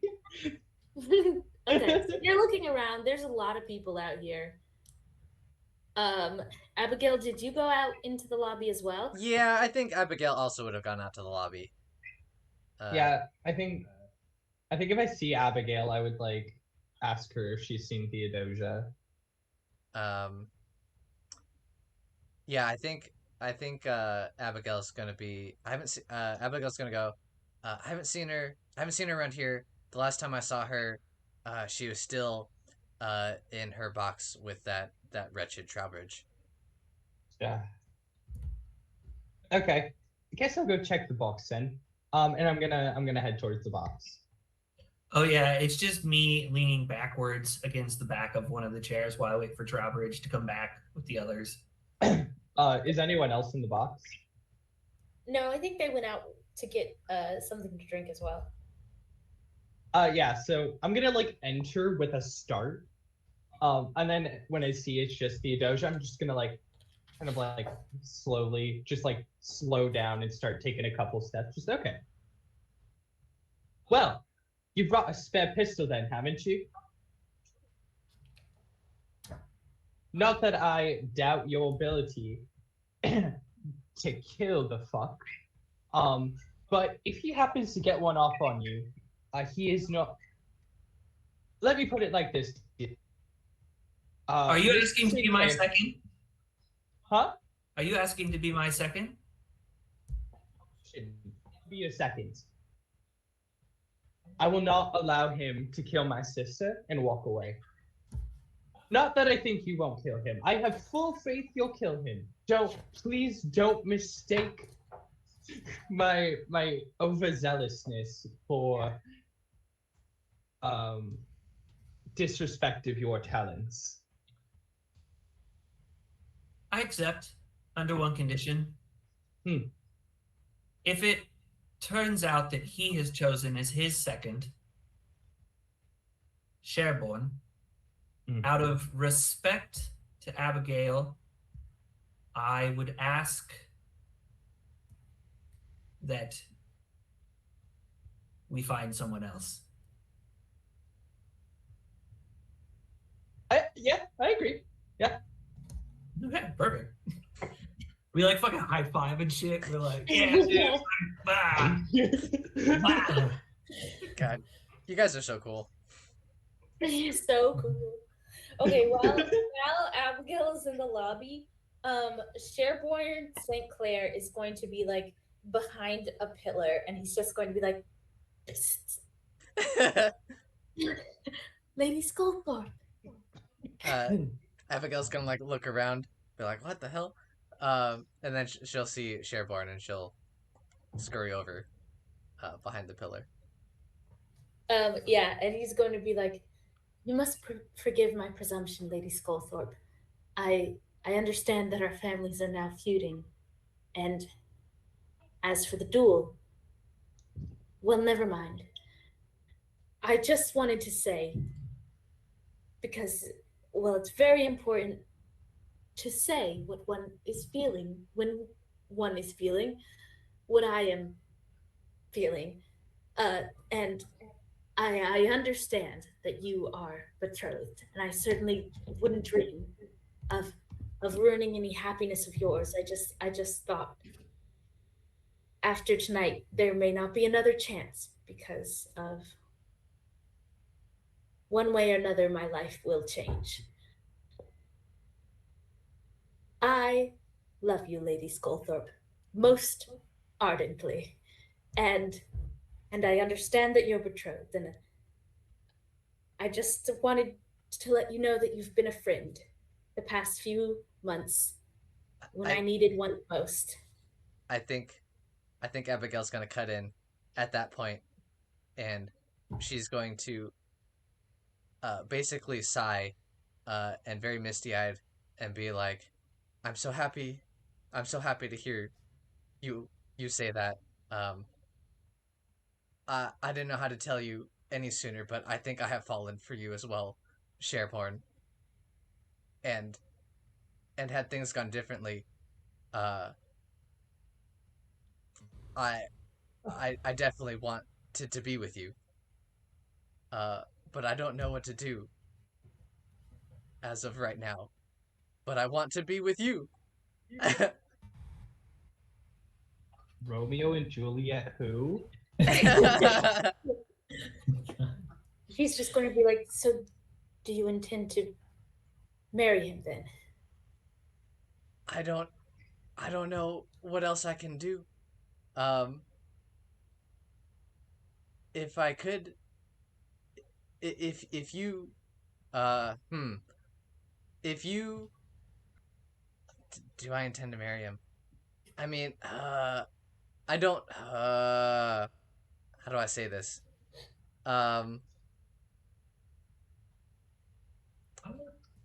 If you could, I mean, could you challenge? Is there any way that you could challenge his betrothal? Like, in an ideal situation, I would absolutely choose you over Cornelius Basilton. And then St. Clair is going to like put a hand on your hand and be like, that's all I needed to hear. I'll write to you in the morning. And then like sweep off. Oh shit. What wispy British actor is Shareborn played by, Alyssa? I don't know. That's a good question. What do you guys think? I think he should be played by Daniel Radcliffe because Daniel he has Radcliffe. he has the tragic romantic look to him. Honestly, Also, him being like 5'4" really contributes to like. Yeah. Ooh, that's also pretty Shareborn good. is a short king, absolutely. Yeah. I would honestly just love to see any movie where like Timothy Chalamet is like, "Haha, I love you," and Daniel Radcliffe is like, "I will steal you away from me." Cool. Saddest, the most pathetic, horrible man. Oh, so good. That's so good. Yeah, I vibe with it. So now I want to Shareborn think is of who's played by playing Daniel Radcliffe. everyone. Wait, do you guys have a picture for your characters, or is it like no, they're like they look too specific? But yeah, so just imagine like a dandied up Matt Smith. Matt Smith is pretty dandy already. Yeah, I was gonna say that's pretty easy to imagine. No, I'm saying even more though. Goodness gracious. Okay. I mean, I could totally I see like it. him. Yeah. That's perfect. I love it. That's good. Mhm. If I was gonna pick an actress, I'm torn because I think Keira Knightley has done so many badass roles. I think she could do it. Uh-huh. Wow. The first name that popped in my head for whatever reason was Phoebe Waller-Bridge. Oh gosh, yeah. Interesting. Oh, Just shit. like eating it up. I gotta look at that too. Big guy girl. I mean, both of them have fantastic jawlines, which is like the main thing I picture with Theodosia. Yeah. Oh yeah. Okay. So the lights flicker, letting you all know to go back to your seats. And Lord Trowbridge is going to come with Horatia and Vivian and find you and your brother sitting in the box, and he's going to be like, oh, another one. Right. Well, why not invite your whole family? Oh, what an idea. Why don't we? I was making a joke, actually. So was I. Yes. Well, there's room. Please have a seat. I'm sure Thank my you. future bride to be wouldn't mind a little more company. And Horatia, like, visibly looks like she's holding back puke when he says that. We're in our like private box, right? Mm-hmm. When the door closes, I'm gonna stop Trowbridge before he can go to his seat, and I'm gonna say like, Trowbridge, my friend, I would suggest that over the course of the second act, you spend time praying that I am the one who goes down in that duel. Because if I am not, I will let you know now, I intend to challenge you to a similar duel in the future. Oh my gosh, you're just dueling everybody. If Fantastic. I don't die. Okay. And the moment you sit down, Vivian Lockhart is just going to be like, what on earth are you thinking? Have I done something to offend you? St. Clair is very well trained. He's trained for a long time. He's been in many duels, and he is still here. Well, I would rather die doing something heroic than live a coward. And I have been in many duels myself. Can't say I don't admire the sentiment, but I just wonder if you're not being rash. Honestly, Vivian, the only decision I made today that was hard was whether to challenge St. Clair or Trowbridge first. The question of whether I should challenge either of them to a duel was never even a question. She's going to kind of like slowly sit down in her chair and then kind of like fan herself with her hanky. Be like, well, I'm glad you know what you're doing then. I'm gonna put my hand on hers when the curtains go up. Whoa, whoa, whoa. Hand touching? My goodness. Is this the 2005 Joe Wright Pride and Prejudice? She has her gloves on, but I'm just yes. I'm gonna put my hands next to hers, so it's just like side hand to side hand contact. Is your hand gloved? The most important question. Is my hand gloved? Yeah. No, I don't think it is. Okay, fantastic. So the second act begins. And the second act is notably darker than the first act, in the manner of this opera, and also because I feel like it just fits the vibe. So as another song begins, and it's building to kind of a crescendo, because at the end of the first act there was this huge fight, and now the love interest is very possibly dying. We are going to cut back to Phoebe with the music playing in the background in a like energetic way. Did I use that right? Anyway. Yeah, I think the moment that Phoebe steps down from their family's carriage, she springs into action, rushes up to her. Rushes up to her room and she pulls I'm not 100% sure what like the historically accurate like traveling bag would be. Just like not a I don't know if it'd be a suitcase yet, but whatever. It's a bag that she's like already had packed that has all of her clothes and personal belongings in it. I think she asks. I think she probably asks Adolphus to call a cab for her. Just because as a man, it's more acceptable for him to just kind of go out on the street. Adolphus also knows how to keep his mouth shut. Adolphus knows how to keep his mouth shut, and I don't think we're like friendly, but you know, a man can only fuck your brother for so long before you start to kind of trust him a little bit. But yeah, so she's doing all that. Did you take any of your mom's jewelry? Yeah, so I think Phoebe originally planned to take her grandmother's jewelry before seeing that her grandmother was at home. So I think like as she's kind of getting all her belongings like in she like has her like all her bags sitting in the kind of the front entryway. I think she hesitates and then enters her grandmother's room. Okay. And I think is just gonna come right out and say it. Grandmother, I am leaving our family forever tonight.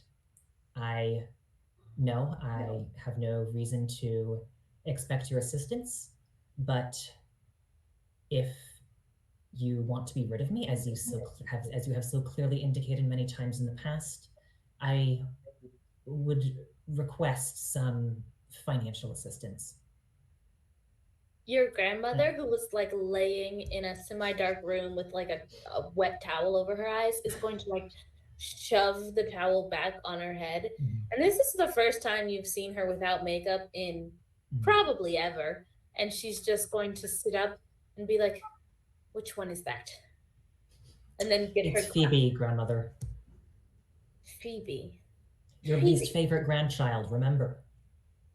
Least you ungrateful wench, you're leaving. Of course I'm leaving, grandmother. This family is over. This family is, if not over, then the expectations that you had for me and my siblings are worthless. They're nothing. For my entire life, you've wanted nothing more than to push me out of this house as soon as possible and into someone else's home. Well, I'm finally doing that.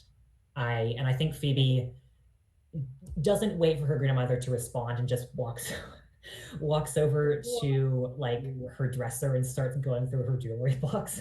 Okay. Her I love grandmother it. is like shoving herself up, and she's gonna like put on a robe, and she still has like a bonnet over her head, and she's going to say, all right, fine, if you're leaving, I'm leaving too. I'm not needed here either. Your parents are home. They can take care of everyone. You've all figured it out with that stupid brother of yours to take over, and no one needs your grandmother anymore. And she's going to be sobbing while like also simultaneously putting shoes on. So fine, we'll leave, both of us. And maybe I pushed you, but it's just because I wanted you to be happy and taken care of.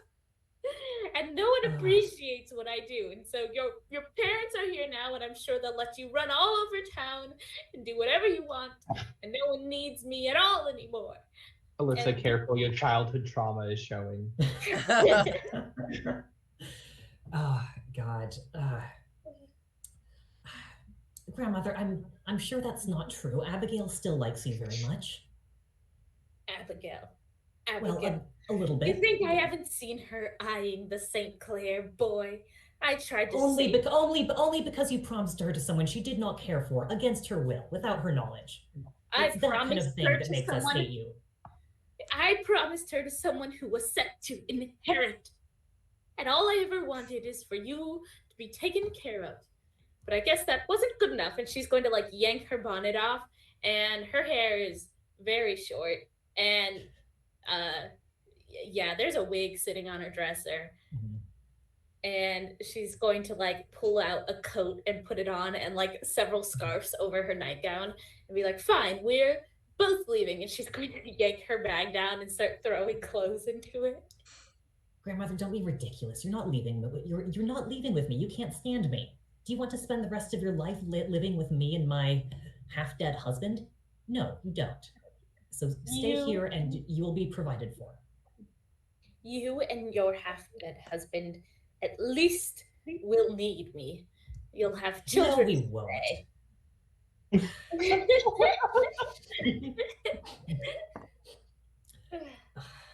I have no intention of having children, grandmother. I have absolutely zero models of correct or intelligent parenting to depend on. I cannot trust myself to not raise children as unhappy as I am. Yes, well, it is the duty of our people to pass on our unhappiness to as many children as possible. Were you taking this? And she's going to like pick up a brooch. Or shall I? I'm gonna snatch it from her hands. Oh God, can I make some kind of roll? Can I make a roll to convince her to stay here? Yes. I think. Yeah. I'm going to set it at a. I don't even know if I'm allowed to do this. Okay, I'm going to set it at a 10. Okay. Not bad. I was gonna give you a Alright. team roll, but I don't think I can do that. I don't think so. No one is physically in this scene other than me and my grandmother. What am I rolling? Am I rolling cold? What are you rolling? I mean, I think cold makes the most sense. I'm kind of telling her that like I don't fucking want you in my life. Yeah. It's not my problem if you feel unwanted. Deal with your emotional problems yourself. Yeah. Okay. Cold roll. Love telling relatives that I'm not their therapist. Okay. Yes, that's the wrong dice. That's the real wish fulfillment of. Yeah. I rolled an 8 on a D8 again, and I have a +3 in cold. So that takes me to God damn. Oh crap! Yes. Didn't even have to use my Critted. character points. Okay. I'm going to let you choose your added effect. Eventually, and this is a long talk, but eventually your grandma will start to hear you, and just be like, "Maybe you're right. Maybe I'd be just as useless with you as I am here," and like kind of sit down on the edge of her bed, and just set her suitcase next to her, and then like you're picking up like a necklace or something, and she's gonna be like, "Oh, don't take that one, dear. It's not your color. It'll wash you right out." Okay. I think what I am going to say as I'm leaving, I want my added effect to be, I'm not saying this is going to convince her outright, but I want to try to sway her toward, I want to try to start to convince her that Abigail should be married to Sheraton. Jesus Christ, Sherborne. It's fine. Yeah, Okay. Sheraton, the hotel brand. No, but I think I don't know exactly how I say this, but I say something to the effect of like, hey, you know, one of my siblings who would love to have children someday, Abigail. But just kind of like Abigail is the only person who, you know, might have the kind of life that you want for her, and if you don't, you know, completely destroy any affection she has for you, then I think she would appreciate you. Okay. Awesome. Yeah. You Yeah, notice like, as you walk out of the room, she's not even looking at you. She's just like kind of considering what you've said. But then before you're fully left, she's going to be like, "I am going to miss you, my dear. You were my toughest challenge and my biggest failure." God damn it. God damn it, Grandma. She's such a bitch. God. Yeah. Phoebe's just gonna the most like you know, shit-eating grin. Thank you. That means a great deal coming from you, grandmother. And Fantastic. Closes the door. And you're taking your husband with you? Yes. So I think I'm just gonna kind of summarize the rest of the scene. Yeah, I think the cab arrives. You've said that Bartholomew hasn't really been able to like verbally communicate with anyone, correct? No. Okay. Well, I think Phoebe, I think after the cold conversation with her father a couple days ago about how he's kind of expecting Bartholomew to die and is kind of just waiting for him to perish, I think Phoebe is at least justifying this to herself as like, oh, if I don't take him away and get him medical help somewhere else, my father will let him die. So I don't think she asks for his permission, but he's just going to kind of go into his room, kind of force him to get dressed and sort of support him as she walks down the stairs. before she finally leaves the house, she is going to leave I think a pre-written letter with Abigail, and is also going to jot off a quick note to Fern that I think she leaves somewhere where it'll get added to the mail. And yeah, if nothing else happens, I think Phoebe, with her grandmother's stolen jewelry and her heavily bandaged husband, gets onto a cab and leaves. Wow.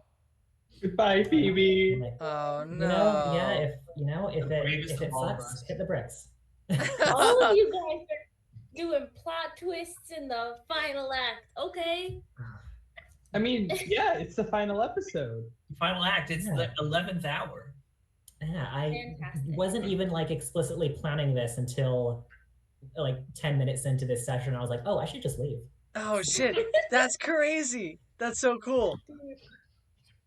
Okay. Awesome. Let us jump back to the opera. Let's check in on Abigail. How are you doing with the Basiltons over there? Abigail is completely distracted. Can I see the St. Clair's box from my box? Yeah. Yeah.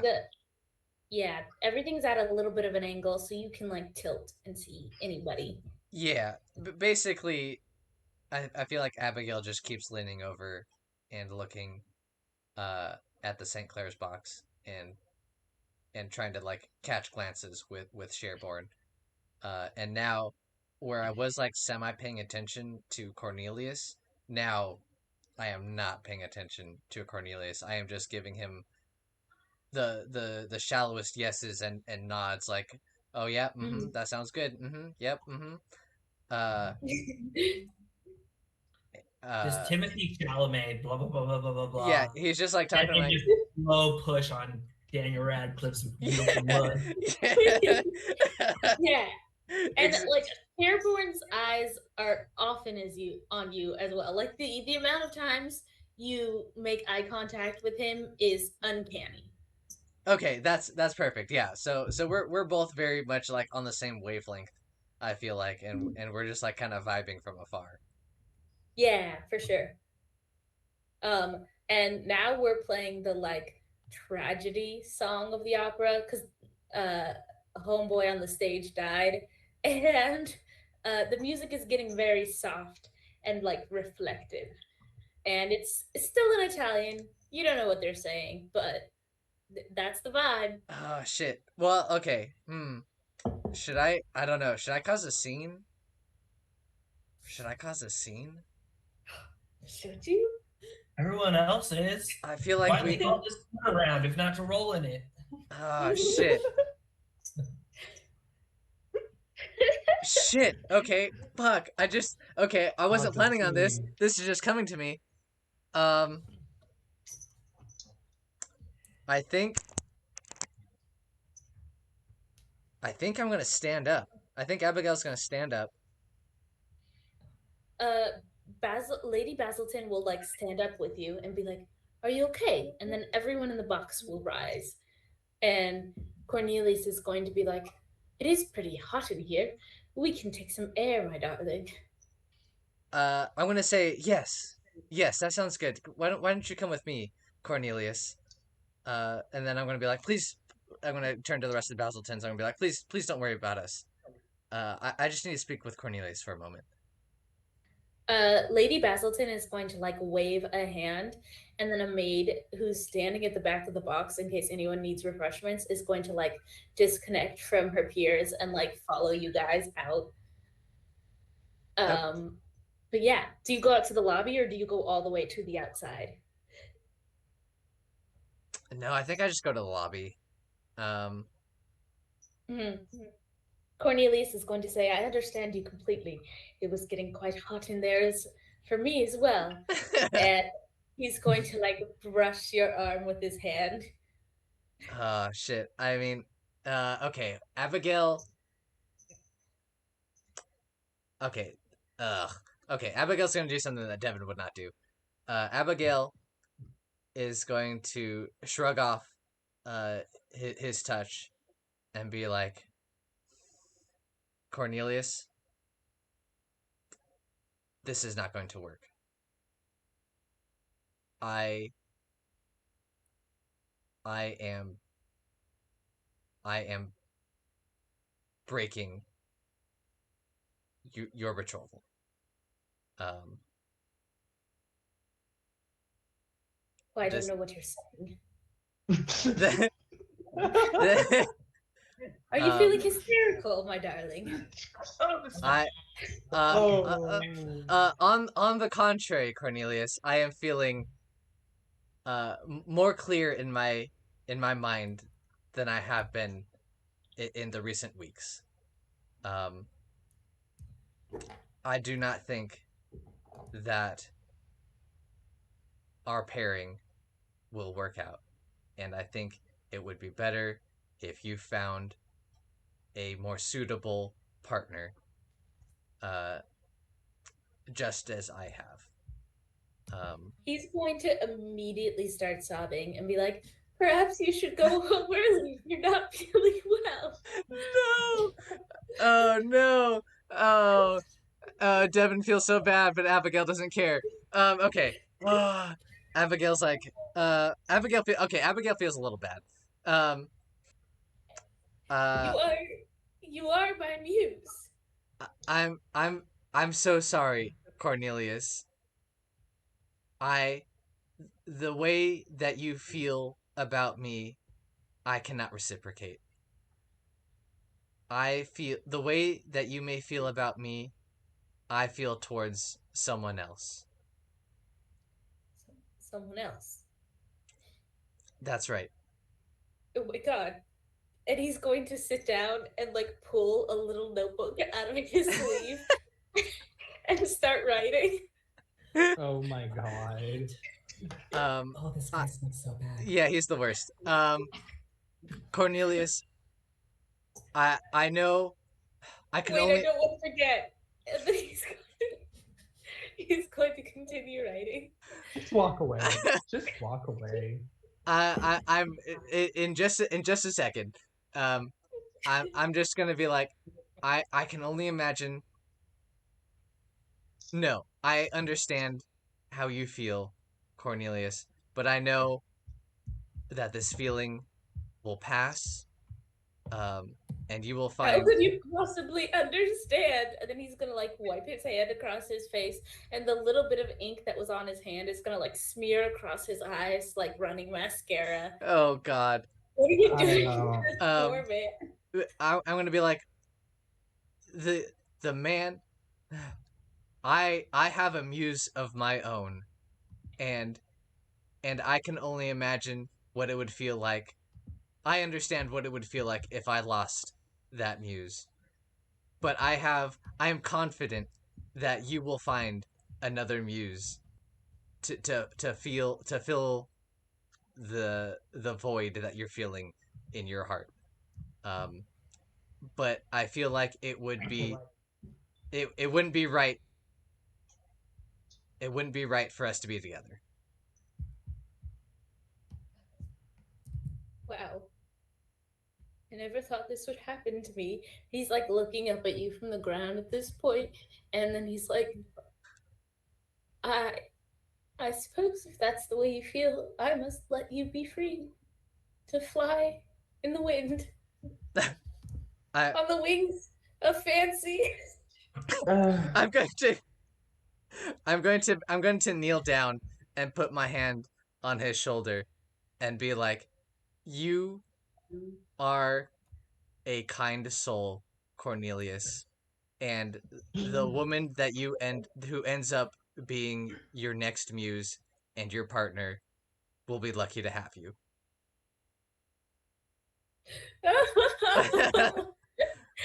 he's going to continue writing. I mean, But- he's about to drop the hottest breakup album of the decade. Perfect. I'm glad to be the instigator of that. And I'm going to be like, I'm going to stand up. I'm going to be like, I thank you for your understanding, Cornelius. But I must go now. And I'm going to leave. I'll never forget you.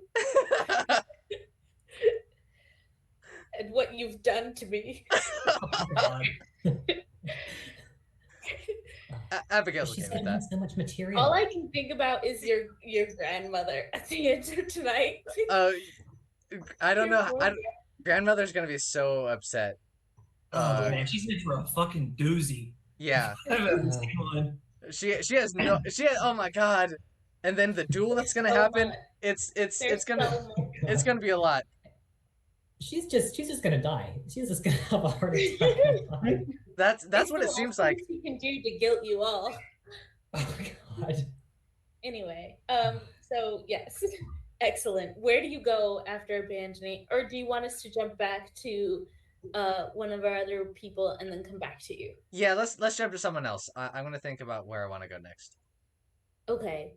I think while this is happening, the opera is like getting close to its ending, and it's like the music is the kind of like rising, hopeful but still sad music. And how are Theodosia and Theophile doing Mm, in your little box?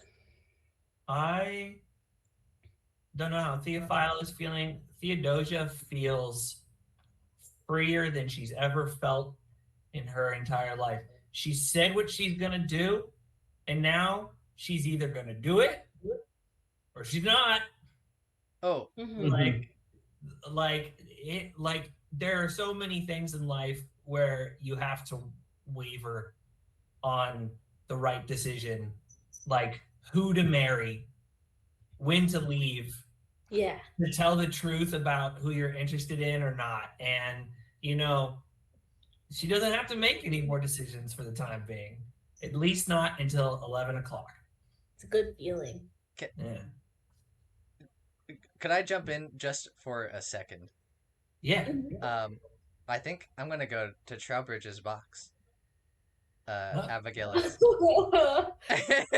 And she's gonna sit or no, maybe not sit, but like stand next to Theodosia, and I think I'm gonna give Theodosia a hug. And I'm just gonna say, I support you, Theodosia. Thank you so much, and I'm gonna hug you and give you a kiss on the cheek. Yeah, she has no idea where this is coming from, but accepts it with the greatest affection and gives you a hug back. And yeah, I don't think I've ever felt this elated in my entire life. That's excellent. As you guys are having this beautiful moment of sisterly love, Lord Trowbridge is going to start coughing and like just doing some of these and then trying to loosen his collar. And Horatia, in like a strange show of concern and affection, is going to be like, "Oh, are you okay, my betrothed?" And he's going to be like, "Yes, I'm just," and then like lean over and collapse onto the ground. Oh. Horatia is going to like shout, "Lord, help Lord Trowbridge! You must help him. He's collapsed." And the maids who are standing at the back of the box are going to like go get help. And there's probably some kind of like servant with like medical knowledge here, and they're just going to come and try to like do what they can. And then Vivian Lockhart is going to be like, "My God, someone call the doctor." And the lights will come back on because they're kind of like they were loud, and the opera will come to a stop. And before the doctor even gets there, Lord Trowbridge will be pronounced dead. Ooh. Whoa. Interesting. Well, mighty shame, isn't it? I guess. Too much of a coward to accept Theodosia's duel. we're all just like standing there going like, oh no. So Oh no. sad. Someone get a doctor. Please Oh hurry. no, there's no doctors in this building. Oh no. Horatia is going to look up at you and be like, yes, it is the worst shame. And she's going to pinch herself like very hard until tears come to her eyes. And be like, my betrothed. Whoa. Oh. I'm going to like pull her into like a big hug and say like, oh Horatia, you're going to look quite like a crow in mourning, wearing all that black, and you know what they do call a group of crows, don't you? And I'm going to like give her just like a massive hug. She's going to hug you back very tightly, and then Vivian will get up and like pat her back and be like, I mean, you always did look wonderful in black. And then people are gonna start filing out of the opera. It's like the show will not finish at this point. Somebody died. Well, I think it's time. Now it's time for a second person to die. Oh For shit. sure. It's like 10 o'clock. You guys are meeting at 11, so you can go right there. You also probably have time to go home. It's like not quite 10 o'clock because it ended early, but yeah. Oh, it ended early? Okay. Well, Yeah. I had intended to be like, oh, it'll end and then it'll be like 11. It'll be very climactic because it'll be the 11th hour. I'm sorry, because they cut the opera off because No, Because someone all good. someone died. someone died. yeah. I think what's gonna happen is I think I'm just going to like ask the maid if would it be okay if we all just stayed here in the box for a little longer? The maid is she's like looking at where the body was just picked up and carried out and be like, stay as long as you need, darlings. And then I'm gonna turn to Theophile and I'm gonna be like, Theophile, I assume you are carrying. Oh yes, of course. I'm gonna pull out some high quality gin. And I'm gonna say, well, I think it's about time we had a wake. And I'm gonna like take a little sip and be like, Trowbridge.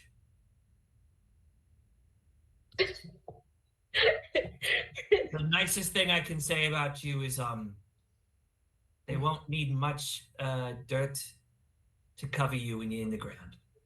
And then I'm gonna hand the flask to the next person.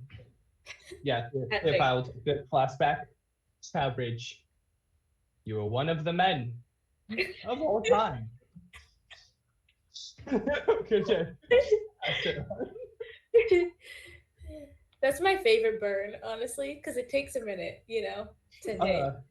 My favorite. Yeah, you guys are passing around a flask. Vivian Lockhart is going to take out a second one, take a sip, and give it to Horatia, who's going to like take several gulps. And there's still like a spilled glass of champagne on the floor that fell out of Trowbridge's hand during the heart attack.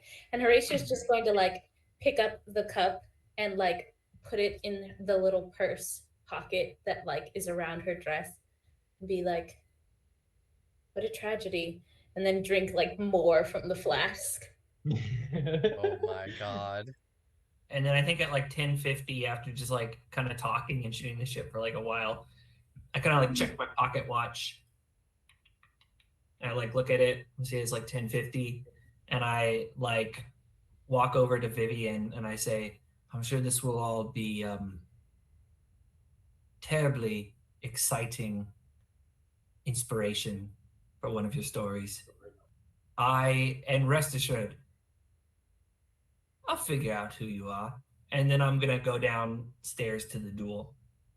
Okay, yeah. They're gonna like follow quickly behind. And you notice that like even though it ended like over an hour ago, abruptly, like a lot of people are still milling outside, pretending that they're not here to like watch the duel. And St. Clair is standing right outside the door, and Sherborne is standing next to him, and he's going to say, "I half thought you wouldn't show up." Oh, he says it to me. Mm-hmm. I say, what's a good one-liner?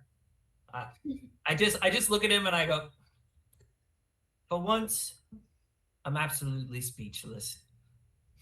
And then I'm gonna go to like fetch my rival with my twin brother in my corner, and I'm gonna get ready to make the first roll I've made this entire session. Yeah. Okay.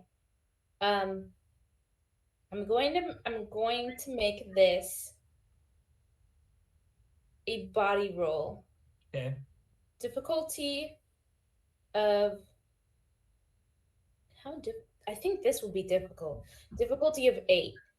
If you beat it, you get to make a choice. Mhm. If you don't beat it, you don't get to make a choice. Ooh. Do I get to know the choice now or no? Yes, if you beat it, you get to choose to shoot him or not. Okay. I don't think that I need it, but symbolically, I want if you would be willing to give it one help in the form of a burnt character point from Theophile. Oh, absolutely. Take it. Take it. Okay. It's all yours. And I'm You can going to have burn it. all of my character points. And there's like a flashback as Theophile is like handing me the gun. And it's like when we were little, I was already getting like a little taller than him. And so I had to like protect him from like the people who would like pick on him physically, like physically bully him. But like I never fucking figured out how to deal with the bullies that would say mean things about me, just like hurt my feelings. And Theophile is just like, it's just words. You don't need to worry about words. It's just words. If it doesn't, if the words don't, the words only have as much like it's like a very Zach sentiment of like if you don't give the words the power to hurt you, they can't fucking hurt you.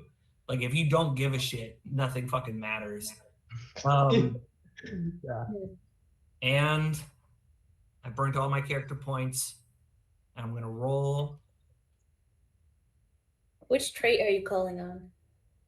Me? Competitive. Oh. The trait I changed it to after the second session when I decided I was gonna shoot this fucker in the face. I rolled a 9. I have a +9 to this. That's an 18. Whoa! Okay. So you guys start back to back. You take 10 steps. Turn around. Before his gun is even in place, it's like time slows, but really it's the adrenaline speeding you up, giving you a second to think. Will you shoot into the sky or will you shoot at him? Because you rolled so high, I'm going to tell you that it seems like he is putting his gun in place to shoot you. Here's the thing. If Sherborne inherits instead of Benedict, my sister is set up. And also, this is a terrible man who said horrible things about one of my friends, and who knows however many other women. And like, not even for a second do I think about it. I blow his face off. He's the first person I've shot since before I went to France that I actually feel good about killing. Everyone I shot in France was just some poor fucking like random person doing it because they needed money. This guy fucking sucks, and I'm gonna fucking blow his face away. My goodness. Okay. Yeah, it's disgusting. The crowd goes like a collective gasp, you know? Oh. Mhm. And there's silence. And Sherborne is going to like walk up to his cousin, and before he can get there, the doctor will walk up and be like, Benedict St. Clair has passed. And there's like a series of gasps hitting the crowd at like different points in different ways. Um, yeah. I think probably Frederick is just going to be like, no! Benedict! And then his family is going to break down into sobs. Sherborne just seems like he's in shock, like watching his cousin bleed out with no face. How's everybody doing? Oh, I'm gonna go ahead and let Susan know that I will no longer be courting her while she's here. She's going Oh to my slap you in god. the face. Oh my god. I'm gonna Just see her smile. cousin die. I'm gonna smile. Yeah. I hope that slap felt as good as what I just did. Goodbye. And I'm gonna leave. Yeah. Okay. Okay. Does anyone have anything else they want to do before we jump to the epilogue? Oh, yeah. No. If it's not part of the epilogue, I would like to cut to my scheduled meeting with my oldest brother. Okay. I think that would be part of the epilogue. Okay. If I'm Then being yeah, honest. I'm just gonna stand there. I don't feel happy about what I did. Like, it's not like I'm like bloodthirsty, but I feel like weirdly zen, and I'm just like, well, that's done. And then I'm gonna like walk over to Vivian and like give her like a quick squeeze on the shoulder, and then I'm gonna be like, where the fuck is our carriage? And then I'm gonna be like, all right, family, someone took our carriage. Where's father? Father, we gotta walk home. Yeah, he's going to find he was in the crowd the whole time, along with your mother. Your mother is like white faced with shock. She has her hanky like up around her mouth. And her father is just going to like your father's just going to like clap you heavily on the shoulder and just be like, I don't know what to say to you. Then don't say anything. You keep your mouth shut. It's not that hard. And they're going to start the long walk home in the middle of the goddamn night. Yeah. I think Abigail walks up to Sherborne and is just touching his shoulder until he's ready to take any sort of emotional support. Okay. Yeah, he's just like staring at his cousin kind of in shock. And he's going to put his hand on your shoulder. And I think everyone's too shocked to notice this. But if they weren't, this would be like crazy, you know? Yeah. Yeah. But people are already kind of dispersing in their little groups. And he at some point he's going to stand up and he's just going to say the next month is going to be hell. And in the month after that is going to be a second kind of hell that's somehow even worse. But after that, after my cousin's body has gone cold, perhaps then we can try to build some kind of happiness. Abigail's gonna say, I'll be there for you every step of the way. Okay. Okay, So, epilogue time. Yes. Is there anyone who would like to go first? Ooh, yeah, I got those right out the gate. Okay. Yeah, he was being so chaotic. This whole time is because as we arrive home, we see that there's a taxi just kind of waiting, idle, or not a taxi, but like a vehicle, another carriage. Mm-hmm. I feel like people probably ignore it because they assume it's something else. But the camera kind of shows the house from a distance, and it shows all of us going in, and then a little bit later, Theophile going out and leaving. Then it pans to a dock where he boards a ship. Okay. Oh, Lit. What kind of ship is it? It's a big old Navy ship. Okay. Oh, buddy. Does Adolphus go with you? Yeah, so actually, yeah, you see him come out to the carriage with me, but he waves me off at the ship. He doesn't board the ship with me. Okay. Cool. Okay. 2 people left home. Phoebe, what was in your note to Abigail and also for Yeah. So I actually I wrote some of this out a little while ago because I wasn't sure if we were going to have like an epistolary phase that this could fit into, but if you guys don't mind me monologuing Go for it. again, do it. Read that shit.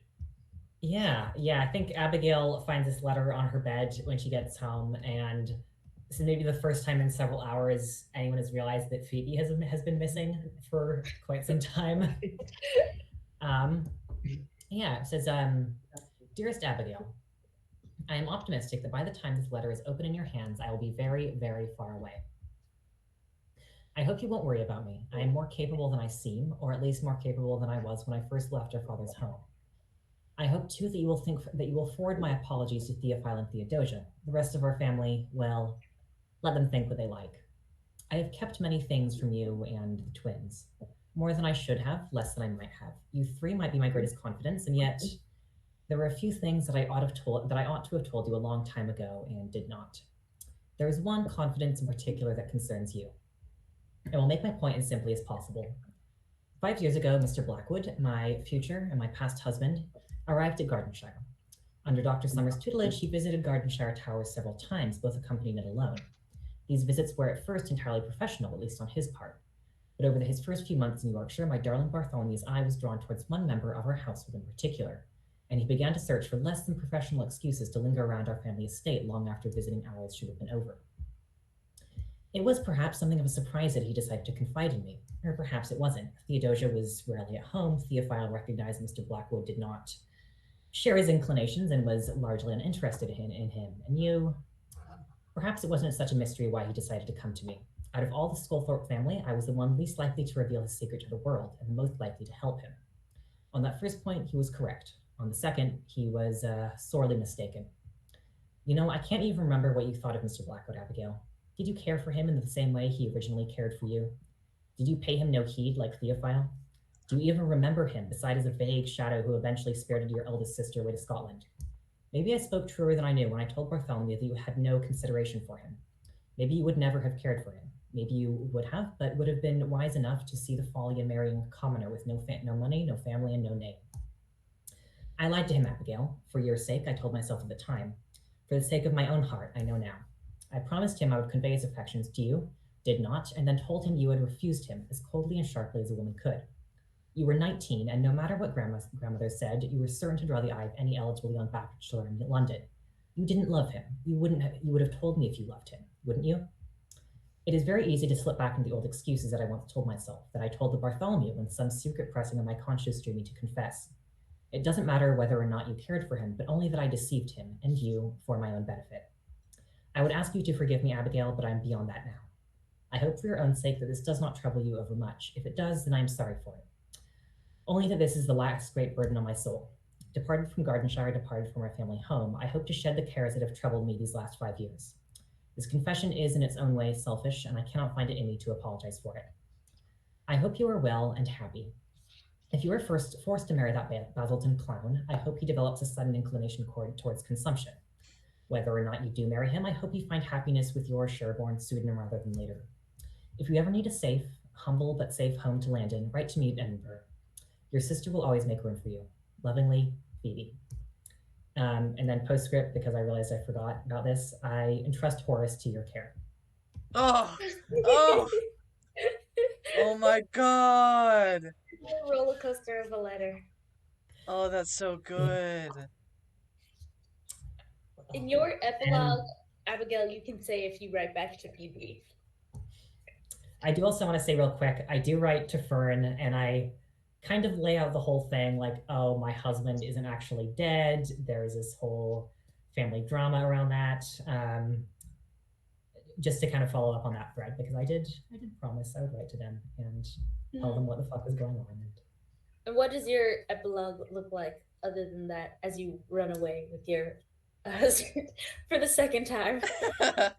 I don't think the camera actually sees what happens to Phoebe. I think like Phoebe, I don't know if this is me being too pretentious, but like I think Phoebe deciding to like basically like leave her family, leave her kind of like status as this upper class woman is kind of in parallel with her just leaving the narrative altogether. It's like, yeah, she's made the decision to leave and she's gone. Fantastic. Okay. Oh my God, that's so good. I was like, I have to get one of my secrets, one of my secrets out before the end of this. Kind of drop that. No, that's so good. Yeah. I can jump. Yeah. I was gonna say, I think I'm starting like with me in a carriage reading a letter from Theophile that's like in Theophile's voice is doing the voiceover, and it's like, I have to say, there are so many handsome men in the Navy.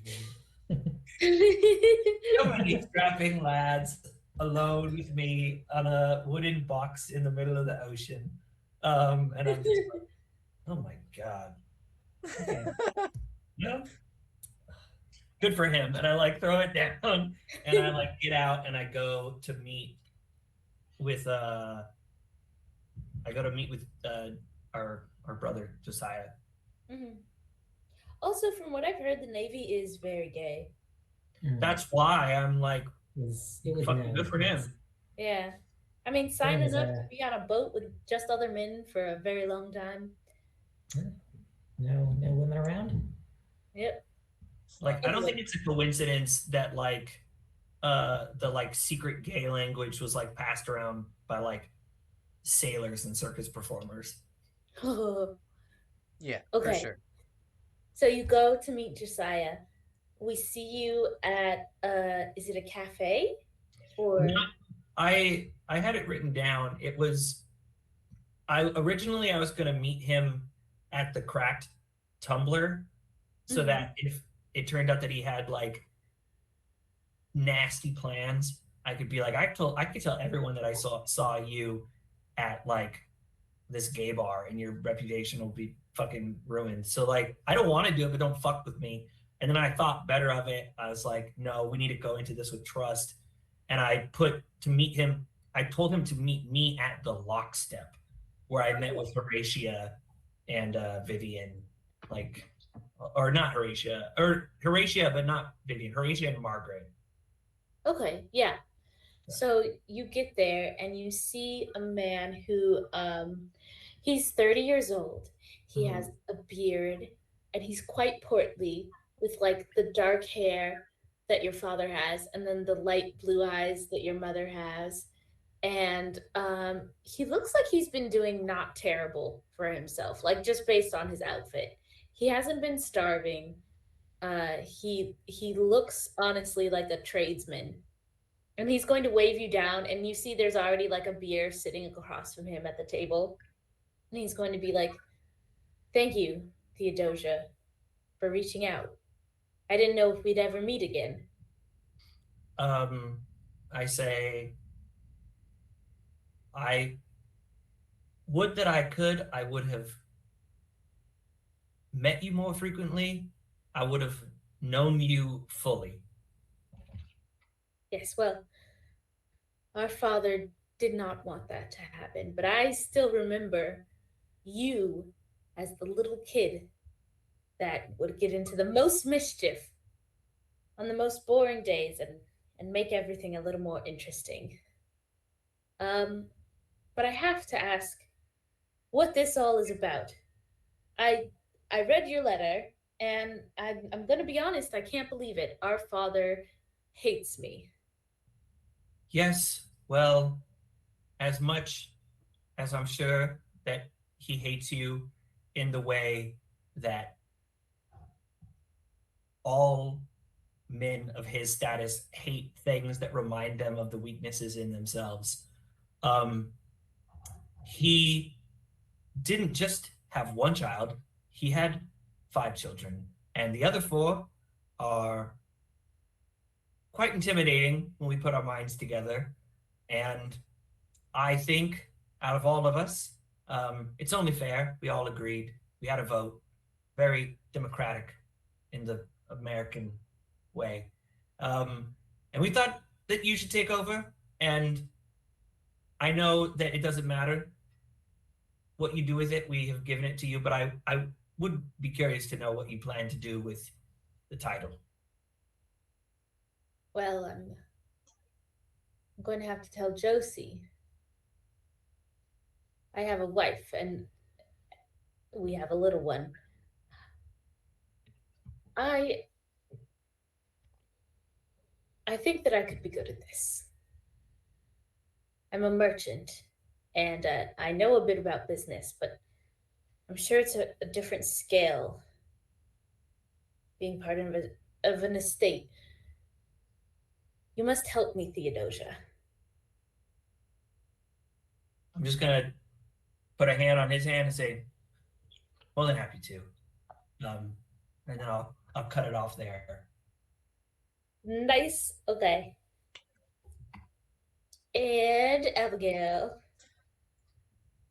Okay, I think for Abigail's epilogue, I think it'll start off with her preparing for her wedding to Sherborne, and it is like the exact opposite of her preparations for her wedding or her betrothal to Cornelius. There is no hesitation in any of her decisions.